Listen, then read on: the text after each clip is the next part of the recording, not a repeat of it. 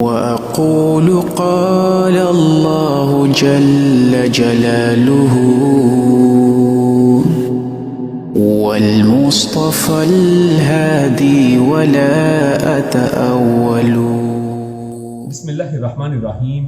الحمد للہ رب العالمین والصلاة والسلام علی اشرف الانبیاء وسید المرسلین. اما بعد رب اشرح لی صدری ویسر لی امری واحلل عقدۃ من لسانی یفقہوا قولی. ربنا زدنا علما. قرآن حکیم کے 26ویں پارے کی تفسیر کا خلاصہ پیش کیا جا رہا ہے، اور 26ویں پارے کے آغاز میں سورۃ الاحقاف ہے. احقاف اصل میں حقافہ اس کی جمع ہے، اور اس کا مطلب یہ ہے کہ یہ ایک ایسا مستطیل قسم کا علاقہ، یعنی بڑا ہی ناہموار قسم کا صحرا، اس کے اوپر حقف کا لفظ جو ہے وہ بولا جاتا ہے. تو یہاں پر اس کی جمع مراد لی گئی ہے. تو اصل میں یہ وہ علاقہ ہے کہ جہاں پر سعودی عربیہ اور عمان کے درمیان میں یہ علاقہ ہے، جسے آج کل ربع الخالی کہا جاتا ہے. اور یہ علاقہ اصل میں قوم عاد کا علاقہ ہے کہ جہاں پر ہود علیہ السلام کی قوم عاد وہ رہا کرتی تھی، اور جس کا قرآن کریم میں بارہا جگہ جگہ پر ذکر آیا. تو اسی کے نام سے، اس علاقے کے نام سے اس سورت کو اللہ رب العزت نے سورت کا نام رکھا ہے. اور آج بھی یہ ربع الخالی، جس کے نام ہی سے ظاہر ہے کہ وہ علاقہ بالکل خالی ہے، وہاں پر کوئی انسان نہیں بستا ہے. اور اللہ رب العزت نے جو ایسی قومیں ہیں کہ جنہوں نے اللہ رب العزت کی تکذیب کی ہے، یعنی ان علاقوں میں کوئی رہنے والا آج نہیں ہے، اور آج تک یہ علاقے جو ہیں اللہ رب العزت کی نشانی کے طور پر ہمارے سامنے. سورت کے آغاز میں اللہ رب العزت نے آسمان اور زمین کی تخلیق کے اعتبار سے اللہ رب العزت نے ارشاد فرمایا: ما خلقنا السماوات والارض وما بینہما الا بالحق واجل مسمى والذین کفروا عما انذروا معرضون. یہ ایک مختصر سی آیت کے اندر بے شمار جو ہے معانی اس کے اندر ہیں. اللہ رب العزت نے سب سے پہلے تو یہ کہ اس میں اللہ رب العزت نے اپنی تخلیق کا ذکر کیا ہے کہ اللہ رب العزت نے آسمانوں اور زمین کی تخلیق کی ہے، اور اس کے درمیان میں جو کچھ ہے، وما بینہما، اور ان دونوں کے درمیان میں جو کچھ بھی ہے اللہ رب العزت نے اس کو پیدا کیا، اس کی تخلیق کی ہے. تو اس میں سب سے پہلا نقطہ جو ہمارے سامنے آتا ہے وہ یہ کہ اللہ رب العزت کی یہ دونوں مخلوق ہیں، اور اس سب کے درمیان میں بھی جو کچھ بھی ہے وہ اللہ رب العزت کی مخلوق ہے. اللہ رب العزت نے اس کو تخلیق کیا ہے، اور اللہ رب العزت کے علاوہ کوئی ان کا خالق نہیں ہے. اور دوسرا اس سے یہ پتہ چلتا ہے کہ اللہ رب العزت خالق ہیں، اور اللہ رب العزت چیزوں کو پیدا کرنے والے ہیں. اور ایک اور یہاں پر نقطہ جو ہے وہ اللہ فرماتا ہے الا بالحق، ان دونوں کے درمیان میں جو کچھ بھی ہے وہ ایک، اور یہ سب کچھ آسمان زمین اور ان دونوں کے درمیان میں سب کچھ وہ ایک حقیقت ہے. اور یہ اصل میں اس کا معنی سمجھنے کی ضرورت ہے. اس کی وجہ یہ کہ آج بہت سے ایسے لوگ ہیں کہ جن کا یہ عقیدہ ہے کہ یہ آسمان و زمین اور یہ جو دنیا ہے یہ اصل میں کچھ بھی نہیں ہے. یعنی وہ اس کو مثالوں کے ساتھ اس طرح واضح کرتے ہیں کہ اس کی مثال ایسے ہے کہ جیسے آگ جلائی جائے اور پھر ہاتھ سے آگ کو اگر گھماتے ہیں تو ایک دائرہ سا نظر آتا ہے، لیکن اصل میں وہ نہیں ہوتا ہے. یعنی اس دنیا کی مثال صرف ایک سیمولیشن کی طرح ہے جو صرف نظر آ رہی ہے لیکن اصل میں نہیں ہے. جبکہ اگر ایسا مان لیا جائے تو اللہ رب العزت کی تخلیق کا انکار ہے. یعنی پھر اللہ خالق کس چیز کا ہے؟ کیا اللہ نے صرف ایک شبیہ یعنی ایک عکس بنایا ہے جو اصل میں کچھ بھی نہیں ہے؟ یا وہ اس طرح بھی مثال دیتے ہیں کہ انسان شیشے کے سامنے کھڑا ہو تو جو شیشے کے اندر بنا ہے وہ کچھ بھی نہیں ہے، اصل میں وہ ایک عکس ہے، اصل میں وہ کچھ بھی نہیں ہے. اگر انسان اس سے پیچھے ہٹتا ہے تو شیشے کے اندر باقی کچھ نہیں بچتا ہے. تو میرے بھائیوں، اللہ رب العزت نے اس آیت کے اندر اس چیز کو واضح کیا ہے کہ نمبر ایک کہ اللہ رب العزت خالق ہیں، اور اگر انسان اس تخلیق کو نہیں مانتا ہے تو اصل میں وہ خالق کا انکار کرتا ہے، اللہ رب العزت کے خالق ہونے کا انکار کر دیتا ہے ایک ذو معنی طریقے سے، انڈائریکٹلی. اور دوسرا یہ کہ اللہ نے فرمایا بالحق، یہ حق کے ساتھ ہے، یہ حقیقت ہے، ان کے اندر حقیقت، اس حقیقت سے انکار کرنا ممکن نہیں ہے. اللہ رب العزت نے یہ دنیا جو ہے یہ اصل میں مزرعۃ الآخرہ ہے، آخرت کی کھیتی ہے. اللہ رب العزت نے اس کو پیدا کیا، اللہ رب العزت نے انسانوں کو پیدا کیا ہے، یہ سب اللہ کی مخلوق ہیں. اور پھر اللہ رب العزت نے اس جگہ پر ایک اور بات اس سے ہمیں پتہ چلتی ہے اس کے اندر غور و فکر کرنے سے کہ یہ سب ان دونوں کے درمیان میں کچھ بھی ہے، کچھ نہ کچھ ہے، یعنی آسمان ہے اور زمین ہے، اور ان دونوں کے درمیان میں لوگ یہ سمجھتے ہیں کہ صرف سپیس ہے، اس کے درمیان میں سپیس کا مطلب خلا، یعنی اس کے درمیان میں اصل میں کچھ بھی نہیں ہے، لیکن اللہ فرماتا ہے وما بینہما، اور ان دونوں کے درمیان میں جو کچھ بھی ہے۔ اس سے یہ چیز پتہ چلتی ہے کہ اللہ رب العزت نے ان کے درمیان میں کچھ نہ کچھ رکھا ہے، اور آج کی ماڈرن سائنس بڑی تحقیقات کے بعد کم سے کم اس نتیجے پر پہنچی ہے کہ ان کے درمیان میں بھی کچھ ایسا ہے جس کو وہ ڈارک میٹر کہتے ہیں، اور اصل میں وہ اس کو ڈارک میٹر اسی لیے کہتے ہیں کہ یہ ایسا میٹر ہے کہ جس کے بارے میں انسان ڈارکنس کے اندر ہے، یعنی ہمیں کوئی علم نہیں ہے اس کے بارے میں وہ کیا ہے۔ اور سائنسدانوں نے یہ بھی لکھا ہے، سرن کی ویب سائٹ پہ اگر آپ جائیے، یہ ایک بڑی ریسرچ ویب سائٹ ہے یورپ کی، وہ یہ کہتے ہیں کہ یہ ڈارک میٹر دنیا کے اندر جو اصل میٹر ہے جس کو ہم دیکھتے ہیں، چھوتے ہیں، چیک کرتے ہیں،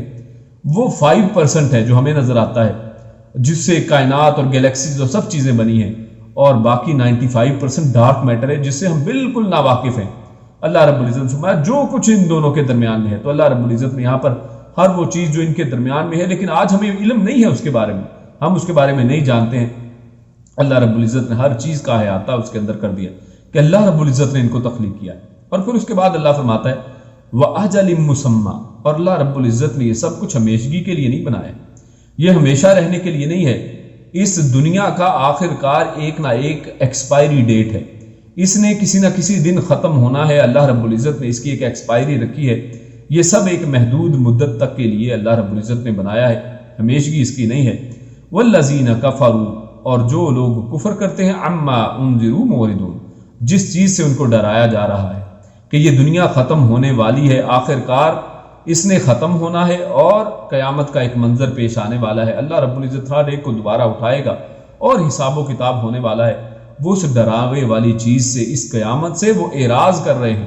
اصل میں اس حقیقت سے وہ اعراض کر رہے ہیں، اور اس حقیقت کو مارنے کے اوپر وہ تیار نہیں ہیں۔ اور اللہ رب العزت نے یہاں پر جو ایک لفظ بالحق استعمال کیا ہے، اس بالحق کا ایک معنی یہ بھی ہوا کرتا ہے کہ چیزیں، یہ اللہ رب العزت نے آسمان اور زمین اور جو کچھ اس کے درمیان میں پیدا کیا ہے، اور اس جو کچھ کے اندر انسان خود بھی آتا ہے، کہ انسان بھی اسی آسمان و زمین کے اوپر رہنے والی ایک مخلوق ہے۔ ہر چیز کو اللہ رب العزت نے بالحق یعنی با مقصد پیدا کیا ہے، حق کے ساتھ پیدا کیا ہے، یہ ناحق اور بلا وجہ نہیں ہے۔ ہر ایک کا ایک نہ ایک اللہ رب العزت نے مقصد بھی رکھا ہے اور اس کی ایک مدت مقرر کر دی ہے، تو آخر کار ہمیں اس مقصد تک پہنچنا ہے، اور جو شخص اس مقصد کے اوپر سے اعراض کرتا ہے، اور وہ جو مقصد بتایا گیا ہے کہ اس دنیا کے اندر آپ کو نیک اعمال کرنے اور قیامت والے دن اس کا بدلہ ملنے والا ہے، جو اس مقصد سے اعراض کرتا ہے، اللہ رب العزت فرماتے ہیں کہ یہ لوگ اصل میں کافر ہیں، کہ جو اصل مقصد کو بھول گئے ہیں، اور جس چیز سے ڈرایا جا رہا ہے کہ قیامت کی تیاری قیامت سے پہلے کر لو، اصل میں اس سے اعراض کر رہے ہیں، اس سے منہ موڑ رہے ہیں۔ اور اللہ اس کے بعد فرماتا ہے قُلْ أَرَأَيْتُمْ مَا تَدْعُونَ مِن دُونِ اللَّهِ أَرُونِي مَاذَا خَلَقُوا مِنَ الْأَرْضِ، اللہ رب العزت فرماتا ہے کہ آپ فرمائیے کہ کیا تم ان کو دیکھتے ہو کہ جو اللہ کے علاوہ دوسروں کو پکارتے ہیں، ارونی مجھے دکھاؤ تو صحیح۔ یہاں پر اللہ رب العزت نے پہلی بات تو یہ کی ماذا خلقوا من الارض، کہ انہوں نے زمین میں سے کیا پیدا کیا ہے، یعنی یہ نہیں کہا کہ انہوں نے زمین کیا پیدا کی ہے، فرمایا کہ زمین کے اندر کوئی چھوٹی سے چھوٹی چیز مجھے دکھا دو۔ چیلنج اللہ رب العزت نے کیا ہے کہ یہ دکھا نہیں سکتے، جن کو یہ اللہ کے علاوہ پکارتے ہیں انہوں نے اصل میں کچھ بھی پیدا نہیں کیا ہے، ایک چھوٹی سے چھوٹی چیز کو پیدا کرنے والے نہیں ہیں۔ ام لہم شرکن، یا پھر اللہ فرماتا ہے کہ چلو یہ نہیں ہے تو پھر کیا وہ کوئی شراکت دار ہیں، تھوڑے بہت پارٹنر ہوں، اچھا تھوڑی بہت ہی ہیلپ کروائی ہو انہوں نے اللہ رب العزت کی، کس چیز میں؟ فی السماوات، یہ جو اللہ رب العزت نے اس نے عظیم الشان آسمان پیدا کیے ہیں، اور 7 آسمان ہیں، ان کے اندر ہزاروں کروڑوں بلینز گیلیکسیز، اور ہر گیلیکسیز میں بلینز کے حساب سے سٹارز ہیں، اور ملٹی ورس کا آج تو ایک کنسیپٹ آ چکا ہے، لوگ اس کو سمجھتے ہیں۔ تو بات ہے کہ اللہ رب العزت فرماتے ہیں اس میں سے انہوں نے میرے یہ پیدا کرنے میں کیا میری ہیلپ کی ہے، اس میں سے کس چیز کے وہ شراکت دار ہیں، کس چیز کے اندر وہ شریک ہیں۔ تو اگر وہ یہ دونوں کام نہیں انہوں نے کیے ہیں تو پھر اللہ فرماتا ہے ارونی، مجھے دکھاؤ تو صحیح، اس کے اوپر مجھے دلیل تو پیش کرو، ارونی۔ اور یہاں پر اصل میں ڈیفرنٹ ٹائپ کی دیکھیے دلائل مانگے گی، ایک ہے دکھاوے کے اعتبار سے کہ آپ آنکھوں کے ساتھ حصی اعتبار سے آپ مجھے یہ ثابت کر دیں، ارونی دکھا دیا جائے، یا پھر اللہ فرماتا ہے اتونی بکتاب من قبل، اگر کوئی پہلے کوئی کتاب نازل کی گئی ہے جس کتاب کے اندر کوئی لکھا ہو کہ یہ اس کے شریک ہیں اللہ رب العزت کے، یا انہوں نے زمین کے اندر سے کچھ پیدا کیا، تو وہ دکھا دیں، یعنی کسی طرح کی دلیل لا کے دے دیں۔ یعنی اگر عقلی دلیل، حسی دلیل جو ہے ارونی دکھانے والی نہیں لا سکتے ہیں، تو نقلی دلیل یعنی کتاب کے اندر نقل کیا گیا ہو کوئی ایسی چیز وہ دکھا دی جائے۔ یا فرمایا او آثارۃ من علم، یا پھر جو پہلے سے علم کوئی موجود ہے، اگر کوئی ان کے پاس کوئی علم پہلے سے کہیں سے ٹرانسفر ہوتا ہوا آیا ہے اثر کے ذریعے سے، تو وہاں سے کہیں سے ثابت کر دیں۔ تو یقیناً یہ لوگ ایسی کوئی چیز ثابت نہیں کر سکتے ہیں، کیونکہ اللہ رب العزت کے علاوہ نہ کوئی اللہ کے اس آسمانوں کو پیدا کرنے میں شریک ہے، اور نہ ہی اس زمین کے اندر کوئی ایک چھوٹے سے چھوٹی چیز بنانے والا کوئی ہے۔ اور اللہ رب العزت نے پچھلی آیات، پچھلی صورتوں کے اندر فرمایا کہ یہ لوگ تو ایک مکھی کے بھی مالک نہیں ہیں، انہوں نے تو ایک مکھی کو بھی پیدا نہیں کیا ہے۔ اور اسی وجہ سے پھر آگے اللہ رب العزت ارشاد فرماتے ہیں، اللہ نے فرمایا کہ سب سے پھر گمراہ شخص کون ہوا؟ اس سب کو سمجھانے کے بعد اگر انسان سمجھتا نہیں ہے تو اللہ فرماتا ہے وَمَنْ عَدَلُّ مِمَّنْ يَدْعُو مِن دُونِ اللَّهِ مَن لَّا يَسْتَجِيبُ لَهُ إِلَى يَوْمِ الْقِيَامَةِ وَهُمْ عَن دُعَائِهِمْ غَافِلُونَ۔ اللہ رب العزت فرماتا ہے کہ اس شخص سے زیادہ گمراہ کون ہو سکتا ہے کہ جو ایسوں کو پکارتا ہے، ایسوں کو، یدعو کا لفظ ہے یعنی ایسوں سے دعا مانگتا ہے، ایسوں کو بلاتا ہے، پکارتا ہے، ندا لگاتا ہے، ایسوں کو حاجت روائی اور مشکل کشائی کے لیے پکارتا ہے، کہ جو من لا یستجیب لہ، جو اس کو بالکل جواب نہیں دے سکتے ہیں، یعنی جواب وہ ان کو دے ہی نہیں سکتے ہیں۔ اور فرمایا الی یوم القیامہ، یعنی قیامت کا دن جب تک نہیں آ جاتا اس وقت تک کا ٹائم ان کے پاس ہے، لیکن ان کی طرف سے کوئی جواب موصول ہونے والا نہیں ہے۔ یہ ان کی دعاؤں کو نہ سنتے ہیں، تو سنتے ہی نہیں ہیں تو جواب کیسے دیں گے؟ اور جو سنتے نہیں ہیں اس کی وضاحت اللہ نے فرما دی وَهُمْ، اور یعنی کیسے وہ جواب دیں، وَهُمْ عَن دُعَائِهِمْ غَافِلُونَ، یہ تو اصل میں جو ان سے یہ دعائیں کر رہے ہیں یہ وہ بالکل ان سے غافل ہیں، یعنی ان کو معلوم ہی نہیں ہے کہ ان سے کوئی دعائیں کی جا رہی ہیں، کیونکہ اللہ رب العزت نے ان کی وفات، ان کو موت دے چکا ہے اللہ رب العزت۔ ان کے جسم یہاں پر زمینوں کے اندر ہیں، قبروں کے اندر ہیں، اور ان کی روحیں علیین میں ہیں، یا اگر کوئی برا شخص ہے تو اس کی روح سجین کے اندر ہے، تو لہٰذا یہ ان کی دعاؤں سے بالکل غافل ہیں۔ ان کو ان کی دعاؤں کا پتہ ہی نہیں ہے کہ ہماری قبروں پر آ کر کیا کیا گل کھلائے جا رہے ہیں، ہماری قبروں پر آ کر ہم سے کیا کیا منتیں مرادیں مانگی جا رہی ہیں، وہ لوگ ان چیزوں سے بالکل غافل ہیں، اور جب وہ غافل ہیں تو پھر جواب کیسے دے سکتے ہیں؟ اس کے بعد اللہ رب العزت نے والدین کے حوالے سے کہ والدین کے ساتھ حسن سلوک کرنا ہے اس کا ذکر کیا ہے، اور والدین میں سے بھی خصوصاً ماں کے حوالے سے اللہ رب العزت نے اس آیت کے اندر تذکرہ فرمایا۔ اللہ فرماتا ہے وَوَصَّيْنَا الْإِنسَانَ بِوَالِدَيْهِ إِحْسَانًا، کہ اللہ رب العزت وصیت کرتا ہے، اور وصیت بڑی ایک مضبوط اور اہم چیز ہوا کرتی ہے، اس کے اوپر عمل کیا جاتا ہے۔ اللہ فرماتا ہے کہ اللہ رب العزت وصیت کرتا ہے انسان کو کہ اپنے والدین کے ساتھ احسان کرے، بڑا بہترین معاملہ کرے۔ شروع میں والدین کا نام لیا ہے، لیکن آگے اللہ رب العزت نے جو بات کی ہے وہ صرف والدہ کے لیے خاص ہے، اور اللہ رب العزت نے والدہ کو والد کی نسبت 3 درجے زیادہ رکھا ہے، جیسا کہ صحیح حدیث سے ہمارے سامنے یہ چیز واضح ہے۔ اور وہ 3 درجے اللہ رب العزت نے کیوں زیادہ رکھا ہے، اس آیت سے ہمیں اس کا ایک یعنی اشارہ ملتا ہے۔ اللہ فرماتا ہے حملتہ امہ کرہا ووضعتہ کرہا، یعنی پہلی 2 چیزیں یہاں پر اللہ نے بتائیں، کیونکہ اس کی ماں یعنی ماں کو 3 درجے کیوں زیادہ درجہ دیا گیا ہے۔ حملتہ، اس نے اس کو اٹھایا ہے، حمل کہتے ہیں بوجھ کو اٹھانے کو، یعنی اس بچے کا چاہے 3-4 کلو کوئی وزن ہے تو اس کا ایک بوجھ ہے۔ انسان اس کی مثال اس طرح سے لے سکتا ہے، عام روٹین میں انسان اس کو سمجھتا نہیں ہے، وہ سمجھتا ہے کہ یار یہ ایک نارمل ہے، کیونکہ جو چیزیں ہمیں ٹیکن ایز گرانٹیڈ کی طرح ہم لیتے ہیں، جو ایک عام چیزیں ہم اسے محسوس ہی نہیں کرتے ہیں۔ اگر کسی انسان کی ہتھیلی کے اوپر 3-4 کلو رکھ دیا جائے اور اس کو کہا جائے کہ آپ 1 گھنٹے کے لیے آپ اس ہتھیلی کے اوپر وزن رکھ کے کھڑے ہو جائیں، انسان کا ہاتھ شل ہو جائے گا، انسان اس کو کھڑا نہیں رکھ سکتا، چاہے 2-3 کلو ہے، لیکن زیادہ وقت کی وجہ سے اس کو رکھنا اس کے لیے مشکل ہے۔ اللہ فرماتا ہے کہ اس ماں نے اس کو کرہن علی کرہن، درد کے اوپر درد، یعنی پورے 9 مہینے کے لیے اللہ رب العزت نے اس کو اپنے پیٹ کے اندر اٹھا کر رکھا ہے، مسلسل اس حالت کے اندر رہی ہے، مسلسل اس تکلیف کے اندر رہی ہے، اور اس تکلیف کو اللہ رب العزت نے کرہن کے ساتھ بتایا۔ اللہ فرماتا ہے حاملتہ امہ کرہن، اس کی ماں نے اس کو بڑی تکلیفوں کے ساتھ اس کو اٹھا کر رکھا ہے، یہ پہلی چیز ہوئی۔ اور فرمایا ووضعتہ کرہا، یعنی ایک تو یہ بہت بڑی تکلیف تھی، اس کے بعد جب اس کو جنا ہے تو اس جننے کی تکلیف کو تو آپ انسان امیجن ہی نہیں کر سکتا ہے۔ احادیث کے اندر آتا ہے کہ عورت جب ایک اولاد کو جنتی ہے تو اس کے بعد اس کی اس تکلیف کی بنا پر اللہ رب العزت اس کو ایسے کر دیتے ہیں کہ جیسے اس نے کوئی گناہ ہی نہیں کیا ہے. اللہ ان کے تمام گناہ معاف کرے، یعنی بالکل 0 میٹر ہو جاتا ہے بندہ، یعنی اس کے بعد دوبارہ سے اس کا کھاتا حساب شروع ہوا ہے. یعنی اتنی تکلیف کی وجہ سے اللہ رب العزت اس کے تمام گناہوں کو معاف کر دیتا ہے، پچھلے تمام گناہ معاف کر دیے جاتے ہیں. یعنی یہ اتنا تکلیف دہ ایک مرحلہ ہے کہ عورت موت و حیات کی کیفیت کے اندر ہوتی ہے، اور بہت سی مائیں آپ جانتے ہی ہیں کہ وہ اس معاملے میں اس کیفیت کے دوران اپنی جان کو ہاتھ دھو بیٹھتی ہیں. یعنی یہ اتنا زبردست قسم کا وہ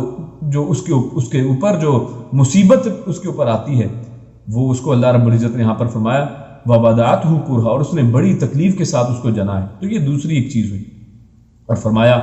وَحَمْلُهُ وَفِصَالُهُ 30 شهرًا، اور اس کے بعد اگر اس سارے کو کیلکولیٹ کیا جائے تو اللہ رب العزت فرماتے ہیں کہ اس کا حمل، اس کو اٹھانا اپنے پیٹ کے اندر، اور پھر اس کے بعد وَفِصَالُهُ، اور اس کے دودھ پلانا جو ہے، یہ سارے کے سارے کی مدت 30 مہینے بنتی ہے. یعنی 30 مہینے عورت اس کو دودھ پلانے کے لیے بھی اپنی تکلیفوں کو سہتی ہے. راتوں کو اٹھ کر اس کو دیکھتی ہے کہ کہیں میرا بچہ جو ہے وہ گیلا تو نہیں ہو گیا، اس کو سردی تو نہیں لگ گئی ہے، اس کو گرمی تو نہیں لگ رہی ہے. یعنی اس کا پورا اپنی تکلیف اپنی زندگی کو بالکل یعنی بھول جاتی ہے، اپنی جو ہے آسائش اور آسانی کو بالکل بھول جاتی ہے، اور اپنا سارا وقت جو ہے اس بچے کے لیے رکھتی ہے. تو اللہ رب العزت نے فرمایا کہ یہ 3 جو اتنے بڑے وہ کام کرتی ہے تو اس کے 3 درجے اللہ رب العزت نے زیادہ رکھ دیے ہیں. اور یہاں سے بہت سے فقہی مسائل بھی نکلتے ہیں کہ اللہ رب العزت نے یہاں پر 30 شہرا کہا ہے، یعنی 3 مہینے، یعنی 30 مہینے ارشاد فرمایا. اور قرآن کریم کے سورۃ البقرہ اور اسی طرح سورۃ لقمان کے اندر 2 جگہ پر اللہ رب العزت نے دودھ پلانے کی مدت جو فرمائی ہے وہ فرمائی ہے کہ 2 سال دودھ پلانے کی مدت ہے. تو اس کا مطلب یہ ہوا کہ 2 سال یعنی 24 مہینے دودھ پلانے کی مدت، اور 30 سال یہ ٹوٹل کہا گیا ہے، یعنی اس کا حمل اور دودھ پلانے کی ٹوٹل مدت 30 سال. تو پتہ چلا کہ 6 مہینے بھی حمل ہو سکتا ہے. اور اگر کوئی عورت 6 مہینے کی حاملہ عورت اگر کوئی بچے کو پیدا کر دے، 6 مہینے کے بعد ڈیلیوری ہو جائے، تو یہ بچہ حلال اور جائز ہے، اور اس کے اوپر کوئی ایسا یعنی شک و شبہ نہیں کرنا چاہیے، کیونکہ اللہ رب العزت نے اس کی دلیل دے دی ہے کہ کم سے کم جو حمل کی مدت ہے وہ 6 مہینے ہے. یہ پاسبلٹیز ہیں، یہ پاسبل ہے، ممکن ہے کہ ایسا ہو جائے. اور اسی طرح ابن عباس وغیرہ کی حدیث کے اندر وہ فرماتے ہیں کہ اگر کوئی عورت 9 مہینے کے اندر بچے کو پیدا کرتی ہے تو 21 مہینے باقی بچے تو 21 مہینے وہ اس کو دودھ پلائے. اور اسی طرح اگر وہ 7 مہینے میں بچے کو پیدا کرتی ہے تو باقی اس کے پاس 23 مہینے بچے تو وہ 23 مہینے دودھ پلائے. اور اسی طرح اگر 6 مہینے میں بچہ جنتی ہے تو 24 مہینے یعنی 2 سال اس کو دودھ پلائے. تو زیادہ سے زیادہ دودھ پلانے کی مدت اصل میں 2 سال ہمارے سامنے اسی حوالے سے آتی ہے. اس کے بعد اللہ فرماتا ہے کہ جب یہ بچہ پیدا ہو گیا، اور فرمایا حتی اذا بلغ اشدہ، اور جب وہ اپنی بلوغت تک پہنچ گیا اور بڑی ایک پختہ جوانی کے اندر آ جاتا ہے، تو اصل میں اللہ رب العزت اس کے اندر یعنی والدین کو، کیونکہ اللہ نے شروع میں فرمایا وَوَصَّيْنَا الْإِنسَانَ بِوَالِدَيْهِ إِحْسَانًا، اگر وہ اپنے والدین کے احسان کو مان لیتا ہے، اگر ان کے احسان کو جانتا ہے اور ان کی قدر و منزلت کو پہچانتا ہے، تو اللہ رب العزت اس کے ذریعے اپنی قدر و منزلت یعنی وہ آخر کار اللہ رب العزت کی قدر و منزلت کو جان لیتا ہے کہ جس طرح وہ والدین نے کتنی تکلیفوں کے ساتھ اس کو پیدا کیا ہے، تو اس کا حق بنتا ہے ان دونوں کا، والدین کا، کہ وہ ان کی خدمت کرے اور ان کے ساتھ احسان کا معاملہ کرے. تو پھر وہ خالق کائنات کے جس نے اس شخص کو پیدا کیا ہے ایک نطفے سے، تو یقیناً وہ زیادہ حقدار ہے کہ اس کی عبادت کی جائے، اس کی فرما برداری کی جائے اور اس کا کہا مانا جائے. تو اس لیے اللہ رب العزت نے یہاں پر فرمایا حتی اذا بلغ اشدہ وبلغ 40 سنہ، اور خصوصاً جب وہ 40 سال کو پہنچتا ہے تو وہ کہتا ہے، یعنی اس کے اندر جب یہ احساس پیدا ہو جاتا ہے، جب اس کے سامنے یہ باتیں واضح ہو جاتی ہیں کہ میرے رب کے میرے اوپر حقوق ہیں، تو وہ کہتا ہے ربی اوزعنی ان اشکر نعمتک التی انعمت علی، یعنی وہ اپنے رب تعالیٰ کا شکر ادا کرتا ہے اور وہ جان لیتا ہے کہ اللہ رب العزت نے جو اس کے اوپر نعمتیں نازل کی ہیں اور اللہ رب العزت نے جو اس کے والدین کے اوپر نعمتیں نازل کی ہیں ان کا شکر ادا کرنا ہے. وہ اس شکر کو پہچان جاتا ہے اور وہ کہتا ہے وَأَنْ أَعْمَلَ صَالِحًا تَرْضَاهُ، اور میں وہ نیک اعمال کروں کہ جس سے وہ راضی ہو جائے، اپنا اس کا رب راضی ہو جائے. وَأَصْلِحْ لِي فِي ذُرِّيَّتِي، اور اپنے اولاد کے لیے پھر وہ دعا کرتا ہے. اور یہاں پر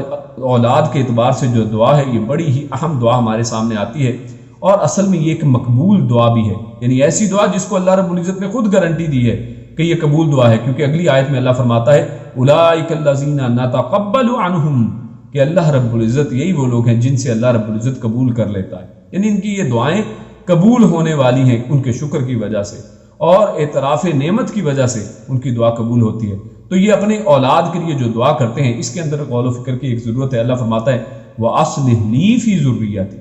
یہاں پر یہ نہیں فرمایا ہے وَأَصْلِحْ فِي ذُرِّيَّتِي کہ میری اولاد اس کو صالح بنا دے، بلکہ فرمایا وَأَصْلِحْ لِي، میرے لیے اس کو صالح بنا دے، یعنی ایسی صالح اولاد اللہ رب العزت عطا فرمائے کہ جو میرے لیے فائدہ مند ہو، اور یہ فائدہ انسان کو دنیاوی فائدہ بھی ہوتا ہے، اور اسی طرح نیک اولاد انسان کے لیے اس کے مرنے کے بعد صدقہ جاریہ بنتی ہے۔ تو یہ بڑی عظیم دعا ہے جس کے اندر انسان اپنے لیے اس اولاد کے فائدہ مند ہونے کی دعا کرتا ہے، اور فی ذریتی یہ بھی کہہ دیا، یعنی اولاد کے لیے بھی دعا ہے کہ میری اولاد میں بھی اصلاح پیدا کر دیں، یعنی یہاں پر لی کہہ کے ذریتی اگر کہہ دیا جاتا تو اس میں صرف ہوتا کہ آپ میری اولاد کو صالح بنائیں جو میرے لیے فائدہ مند ہو، یہ فرما دیا فی ذریتی، میری اولاد کے اندر اصلاح کو رکھ دیجئے تاکہ وہ ہمیشہ صالح رہے، اور یہ اصلاح کا معاملہ سلسلہ جو ہے اس کے اندر سے کبھی ختم نہ ہو، اور یہ اس کے لیے بھی فائدہ مند ہو۔ اور فرمایا انی تبت الیک وانی من المسلمین، اور میں تیری ہی طرف ہی پلٹتا ہوں، توبہ کرتا ہوں، وانی من المسلمین، اور میں فرما برداروں میں سے ہوں۔ اس کے بعد کیونکہ جیسے شروع میں بتایا گیا کہ احقاف یہ قوم عاد کا اصل میں علاقہ تھا، تو اس حوالے سے اللہ رب العزت نے قوم عاد کا تذکرہ کرتے ہوئے فرمایا فَلَمَّا رَأَوْهُ عَارِضًا مُسْتَقْبِلَ أَوْدِيَتِهِمْ قَالُوا هَذَا عَارِضٌ مُمْطِرُنَا، کہ یہ قوم عاد جب اپنے اوپر بدلیاں دیکھتی ہے آتی ہوئی، یہ دیکھتی ہے کہ ہوائیں بدلیاں لے کر آ رہی ہیں، بادل آ رہے ہیں، کیونکہ آپ نے دیکھا کہ یہ علاقہ جو ہے یہ ڈیزرٹ قسم کا علاقہ ہے جہاں پر بارش نہ ہونے کے برابر ہوتی ہے، تو وہاں پر جب یہ بارش کو دیکھتے ہیں کہ بارش کے بادل جو ہے دور سے آ رہے ہیں، اودیت قالوا ھذا عارض ممطرنا، وہ یہ سمجھتے ہیں کہ یہ بارش جو آئی ہے، یہ بادل جو ہمارے پاس آ رہے ہیں یہ ہم پر برسیں گے اور یہ ہمارے اوپر رحمت کی بارش ہوگی، بل ہوا مستعجلتم بہ، لیکن اللہ فرماتا ہے کہ نہیں ایسا نہیں ہے۔ اللہ فرماتا ہے یہ اصل میں وہی چیز ہے جس کے لیے تم جلدی مچا رہے تھے، جس کے بارے میں تم خود اپنے نبی کو کہتے تھے کہ اگر تم سچے ہو تو پھر اس عذاب کو لے آؤ، تو اللہ فرماتا ہے جس کے لیے تم جلدی مچا رہے تھے یہ اصل میں وہی چیز ہے۔ یعنی انسان بعض اوقات دور سے اس کو دکھائی کچھ اور دیتا ہے، انسان یہ سمجھتا ہے کہ یہ چیز اس کے فائدے کی ہے، لیکن اللہ رب العزت اس کے اندر جو چھپا ہوا اس کے لیے دکھ اور تکلیف ہے اس کو بتاتے ہیں کہ یہ اصل میں انہی کے خلاف ہے۔ اسی طرح فرعون کے معاملے میں آپ دیکھا کہ موسیٰ علیہ السلام کو جب انہوں نے اڈاپٹ کیا ہے، پانی سے اٹھایا، تو وہ یہی سمجھے ہیں کہ شاید یہ ہمارے فائدے کا ہے، لیکن انہیں معلوم نہیں تھا کہ اللہ رب العزت نے اس قوم کو، بنی اسرائیل کو اسی کے ذریعے آزاد کرنا ہے، اور فرعون کی موت اصل میں اسی کے ہاتھوں لکھنی ہے۔ تو فرمایا بل ہوا مستعجلتم بہ، کہ یہ وہی ہے جس کے لیے تم جلدی مچا رہے تھے، اور ریح فیہا عذاب علیم، یہ ایک ایسی ہوا ہے کہ جس کے اندر عذاب علیم، بڑا دردناک قسم کا عذاب ہے۔ اور آپ جانتے ہیں کہ اللہ رب العزت نے ان کے اوپر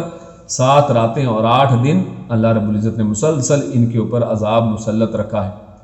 تو اس کے بعد اللہ رب العزت آگے فرماتے ہیں وَإِذْ صَرَفْنَا إِلَيْكَ نَفَرًا مِّنَ الْجِنِّ يَسْتَمِعُونَ الْقُرْآنَ فَلَمَّا حَضَرُوهُ قَالُوا أَنصِتُوا۔ تو اصل میں یہاں پر اس کے بعد اللہ رب العزت نے نبی اکرم صلی اللہ علیہ وسلم کے حوالے سے ایک واقعہ ذکر کیا ہے کہ نبی اکرم صلی اللہ علیہ وسلم کو جب مکہ والوں کو دعوت دین دیتے ہیں اور مکہ والے ان کی دعوت کو قبول نہیں کرتے ہیں، تو اللہ کے نبی صلی اللہ علیہ وسلم طائف کا رخ کرتے ہیں، لیکن طائف کے لوگ بھی اللہ کے نبی صلی اللہ علیہ وسلم کی دعوت کے اوپر لبیک نہیں کہتے، بلکہ بچوں کو اس کے اوپر معمور کرتے ہیں کہ ان کے اوپر پتھر برسائے جائیں، اور نبی اکرم صلی اللہ علیہ وسلم اسی حالت میں کہ ان کے اوپر پتھر برسائے جاتے ہیں، اور نبی اکرم صلی اللہ علیہ وسلم کے قدم مبارک اور نالین مبارک وہ خون کی وجہ سے آپس میں چپک جاتے ہیں، یعنی اتنا اس قوم نے نبی اکرم صلی اللہ علیہ وسلم پر ظلم کیا ہے۔ اور نبی اکرم صلی اللہ علیہ وسلم جب واپس آتے ہیں تو وہاں پر راستے کے اندر اللہ کے نبی صلی اللہ علیہ وسلم ایک مقام نخلا ہے، وادی نخلا، وہاں پر اللہ کے نبی صلی اللہ علیہ وسلم کچھ وقت کے لیے رکتے ہیں اور تلاوت قرآن کرتے ہیں۔ تو اللہ رب العزت ارشاد فرماتا ہے وَإِذْ صَرَفْنَا إِلَيْكَ نَفَرًا مِّنَ الْجِنِّ، یعنی ان دنیا والوں نے، ان انسانوں نے جن کے اندر سے آپ کو پیدا کیا گیا ہے، نبی اکرم صلی اللہ علیہ وسلم خود بھی بشر ہیں اور بشروں کی طرف آپ کو بھیجا گیا ہے، بشر کے اندر سے، مکہ والوں اور قریشیوں میں سے آپ ہیں، لیکن آپ کے اپنے لوگ تسلیم نہیں کرتے ہیں، تو غم کھانے کی کوئی بات نہیں ہے۔ اللہ رب العزت فرماتے ہیں ہم نے صرفنا، یعنی ہم نے موڑ دیا یعنی جنوں کا ایک گروہ گزر رہا تھا، اللہ کے نبی اللہ رب العزت نے ان کے رخ کو موڑا ہے اور نبی اکرم صلی اللہ علیہ وسلم کی طرف ان کو متوجہ کر دیا ہے۔ تو اللہ فرماتا ہے کہ جنوں کا گروہ جو جا رہا تھا ہم نے اس کو موڑ دیا ہے، یعنی اللہ رب العزت اصل میں ہدایت دینے والے ہیں، نبی اکرم صلی اللہ علیہ وسلم کو تسلی دینے والے ہیں۔ اور اصل میں اس آیت کے اندر یہ اصل میں مشرکین مکہ کو اور کفار کو شرم دلائی گئی ہے،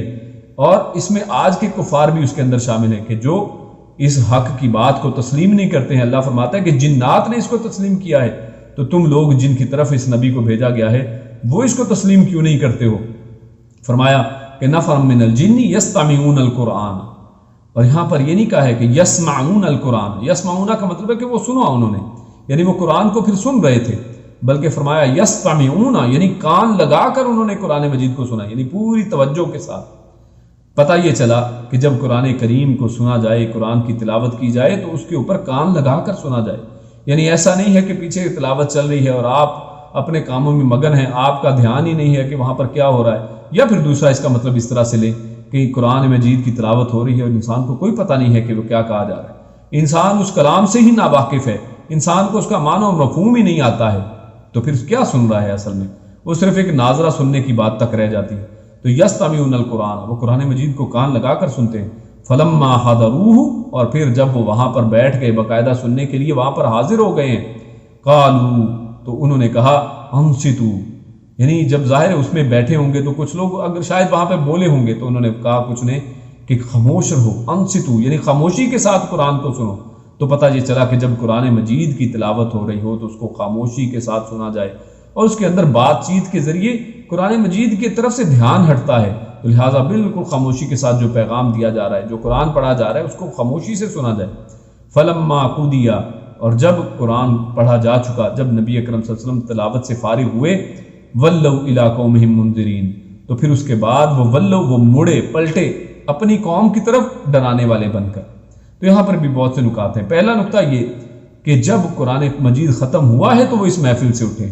اس سے یہ پتہ چلتا ہے کہ اگر قرآن مجید کی تلاوت کی کوئی محفل ہو، قرآن کریم کے اوپر تدبر کی کوئی محفل ہو، کوئی درس قرآن ہو، قرآن مجید کو پڑھایا جا رہا ہو کسی جگہ پر، اور آپ وہاں پر بیٹھے ہیں، تو بلا وجہ وہاں پر اس محفل کو چھوڑ کر نہ جایا جائے۔ ہاں اگر بہت اشد کوئی ایمرجنسی ضرورت ہے تو اس وقت تو نکلا جا سکتا ہے، لیکن ایسے نہیں ہے کہ انسان اس کو چھوڑے۔ اور اگر کسی انسان کا دل وہاں پر نہیں لگتا ہے تو اسے چاہیے اپنے دل کا جائزہ لے کہ اس کا دل مریض ہے اور اس کا دل جو ہے وہ سیاہ ہو چکا ہے، کہ قرآن مجید کے اندر وہ دل نہیں لگتا ہے، اس کا دل میلا ہو چکا ہے، اسے اپنے دل کے اوپر کے میل کو اتارنا ہوگا، یا پھر اس کا دل جو ہے وہ مردہ ہو چکا ہے، اس کے اندر روح نہیں رہی ہے، تو اسے چاہیے کہ قرآن مجید کی طرف اپنے آپ کو مائل کرے۔ اور فرمایا یہاں پر کہ دیا کہ جب قرآن مجید ختم ہو چکا، یعنی اس کو پڑھا جا چکا، تو پھر اس کے بعد وہ مڑے ہیں، یعنی مڑنے کا مطلب کہ انہوں نے پھر دیر نہیں لگائی ہے، فوراً وہ اپنی قوم کی طرف مڑے ہیں۔ کیا کرنے کے لیے؟ منذرین، یعنی اس سے یہ پتہ چلتا ہے کہ جب انسان کو کوئی حق کی بات کا پتہ چلے تو اس کو اپنے تک نہ رکھے، بلکہ فوری طور پر اپنی قوم کو بھی اس کے بارے میں بتائے، لوگوں کو اس جہنم کے اندر سے بچانے کی کوشش کرے اور اس کی دعوت کو دوسروں تک پہنچائے۔ اور انہوں نے ایسا ہی کیا ہے، مڑے ہیں اور اپنی قوم کو پھر باقاعدہ دعوت دی ہے۔ فرمایا قالوا یا قومنا، اور گئے ہیں اپنی قوم کے پاس اور کہا اے ہماری قوم، انا سمعنا کتابا، ہم نے ایک ایسی کتاب سنی ہے، انزل من بعد موسیٰ مصدقا لما بین یدیہ، کہ جو ہمارے پاس سامنے پہلے جو موسیٰ علیہ السلام کی کتاب ہے اس کی تصدیق کرنے والی ہے، یہدی الی الحق، اور حق کی طرف وہ ہدایت دینے والی کتاب ہے، والی طریق مستقیم، اور سیدھے راستے کی طرف وہ راستہ دکھانے والی کتاب ہے۔ یعنی کتنے واضح طریقے سے، بہترین طریقے سے اس کو بیان کیا ہے۔ ہم میں سے کتنے ہی لوگ ہیں کہ دین کا علم حاصل کر چکے ہیں، ان تک قرآن مجید کی آیات پہنچ چکی ہیں، ان کو اللہ رب العزت نے یہ سمجھ بوجھ دے دی ہے، قرآن مجید کو وہ سمجھتے ہیں کہ یہ حق کی بات ہے، احادیث مبارکہ کو سنتے ہیں، سمجھتے ہیں، لیکن آگے اس دین کو پہنچاتے نہیں ہیں۔ وہ کہتے ہیں کہ شاید یہ کسی اور کا فرض ہے، ہمارے اوپر یہ فرض نہیں ہے۔ میرے بھائیو، اللہ رب العزت سورۃ العصر کے لیے اندر اللہ رب العزت نے فرمایا کہ تمام انسان خسارے کے اندر ہیں، الا الذین آمنوا، سوائے ان لوگوں کے جو ایمان لائے، وعملوا الصالحات، نیک اعمال کیے، وتواصوا بالحق وتواصوا بالصبر، اور اس کے بعد صرف اتنا کافی نہیں ہے، 4 کرائٹیریا رکھا ہے: ایمان لانا، نیک عمل کرنا، اس کے بعد آپس میں حق بات کی تلقین کرنا اور صبر کی تلقین کرنا۔ یہ سب کا فرض ہے، یہ صرف چند لوگوں کا یا صرف علماء کا فرض نہیں ہے۔ ہاں جتنا آپ کو علم ہے صرف اتنا جو ہے آگے تک ضرور پہنچائیں۔ اس کے بعد ہمارے سامنے سورہ محمد شروع ہوتی ہے، بڑی عظیم بڑی پیاری صورت ہے، اور اس کے اندر ایک خاص ردم ہے اور بڑی یعنی خوبصورت الفاظ، ایسے بہترین قسم کے الفاظ ہیں۔ اس صورت کے اندر ہمارے سامنے جو سب سے پہلا مضمون آتا ہے، اللہ رب العزت ارشاد فرماتا ہے والذین کفروا یتمتعون ویأکلون کما تأکل الانعام والنار مثوی لہم۔ اللہ رب العزت فرماتا ہے کہ مومنوں کو کہ آپ کفار کو دیکھ کر، اصل میں یعنی انسان کفار کی جب نعمتیں دیکھتا ہے تو حیران رہتا ہے کہ جناب کفار کو کتنے بہترین خوبصورت علاقے ملے، مال و دولت کی ان کے پاس کثرت ہے، جی ڈی پی ان کا بڑا ہائی ہے، اور یہ وہ انسان ان کو دیکھ کر بڑا حیران پریشان ہوتا رہتا ہے۔ اللہ رب العزت نے فرمایا ہے، ان کی پوری حقیقت کھول کر رکھ دی ہے۔ اللہ فرماتا ہے کہ والذین کفروا، جن لوگوں نے کفر کیا ہے، یتمتعون، وہ اس دنیا سے فائدہ اٹھا رہے ہیں، یعنی اللہ رب العزت نے ان کو اس دنیا کا متاع، اس دنیا کا فائدہ دیا ہے۔ وَيَأْكُلُونَ كَمَا تَأْكُلُ الْأَنْعَامُ، اور وہ بھی کھا رہے ہیں، لیکن کس طرح؟ ویسے نہیں کہ جیسے تم کھا رہے ہو، یعنی مومن اللہ رب العزت کا دیا ہوا رزق کھاتا ہے، اس میں سے خرچ بھی کرتا ہے، لیکن اللہ فرماتا ہے کہ وہ اس طرح سے کھا رہے ہیں کما تأکل الانعام، کہ جیسے کوئی چوپائے اور کوئی جانور کھاتے ہیں، والنار مثوی لہم، اور جہنم ان کا اصل میں ٹھکانہ ہے۔ یعنی ان کی دنیا کی اس زندگی کو دیکھ کر آپ کا دل ریجھنا نہیں چاہیے۔ ان کا یہ جو کھانا پینا، ان کا اس دنیا کے اندر یہ جو فائدہ اٹھانا، یہ اصل میں جانوروں کی طرح ہے کہ جانوروں کو قیامت کے دن کوئی حساب کتاب کی پرواہ نہیں ہے۔ جانوروں کے لیے قیامت والے دن کوئی جنت نہیں ہے کہ ان کو کوئی فائدہ ملے گا، وہاں پر جنت کے اندر ان کو بھیجا جائے گا، بلکہ ان کا نظام صرف اس دنیا تک ہے۔ تو یہ لوگ بھی اصل میں یہی سمجھے بیٹھے ہیں، اور اس دنیا کے اندر یقیناً اللہ رب العزت نے ان کے لیے اس دنیا میں جو فائدہ اور متاع رکھ دیا ہے، یہاں پر کھانے پینے کی ان کو آزادی دے دی ہے، لیکن قیامت کے دن ان کے لیے اصل میں کچھ بھی نہیں ہے۔ والنار مثوی لہم، اور ان کا ٹھکانہ وہ اصل میں جہنم ہی ہے۔ اور اللہ اس کے بعد فرماتا ہے افمن کان علی بینۃ من ربہ کمن زین لہ سوء عملہ واتبعوا اہواءہم۔ اللہ رب العزت فرماتے ہیں کہ یہ جو بین کے مقابلے میں ہوا، یعنی یہ ہمارے سامنے آتا ہے کہ کچھ لوگ بین کی پیروی کرتے ہیں۔ بین یعنی بالکل واضح جو چیز ہے،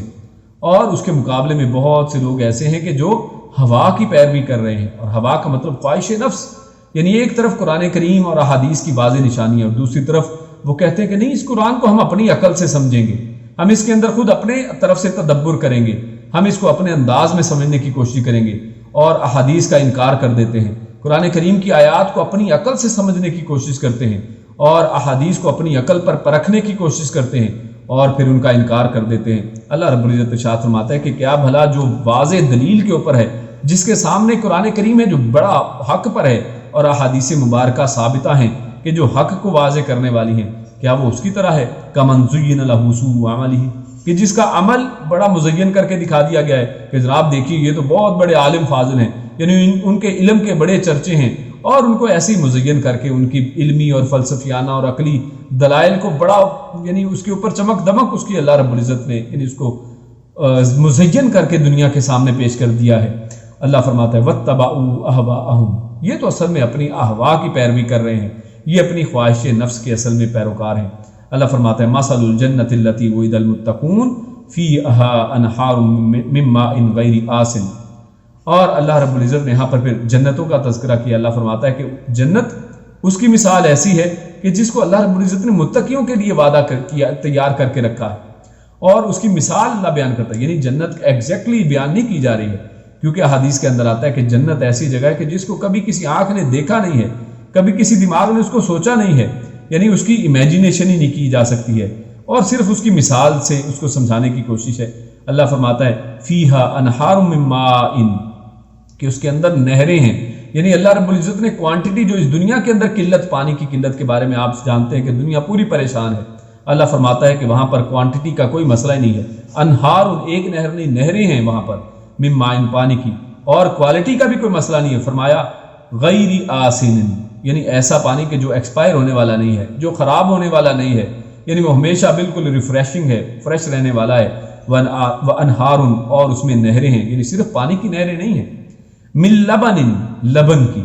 دودھ کی نہریں بھی ہیں وہاں پر۔ یہاں پر دودھ کو نکالنے کے لیے اتنی مشقت کرنی پڑتی ہے، آپ گائے کے اندر اس سے دودھ نکالیں گے، اور پھر اس میں یعنی بہت سے مسائل ہیں، ملاوٹ کے مسائل ہیں۔ اللہ فرماتا ہے وہاں پر نہریں ہیں،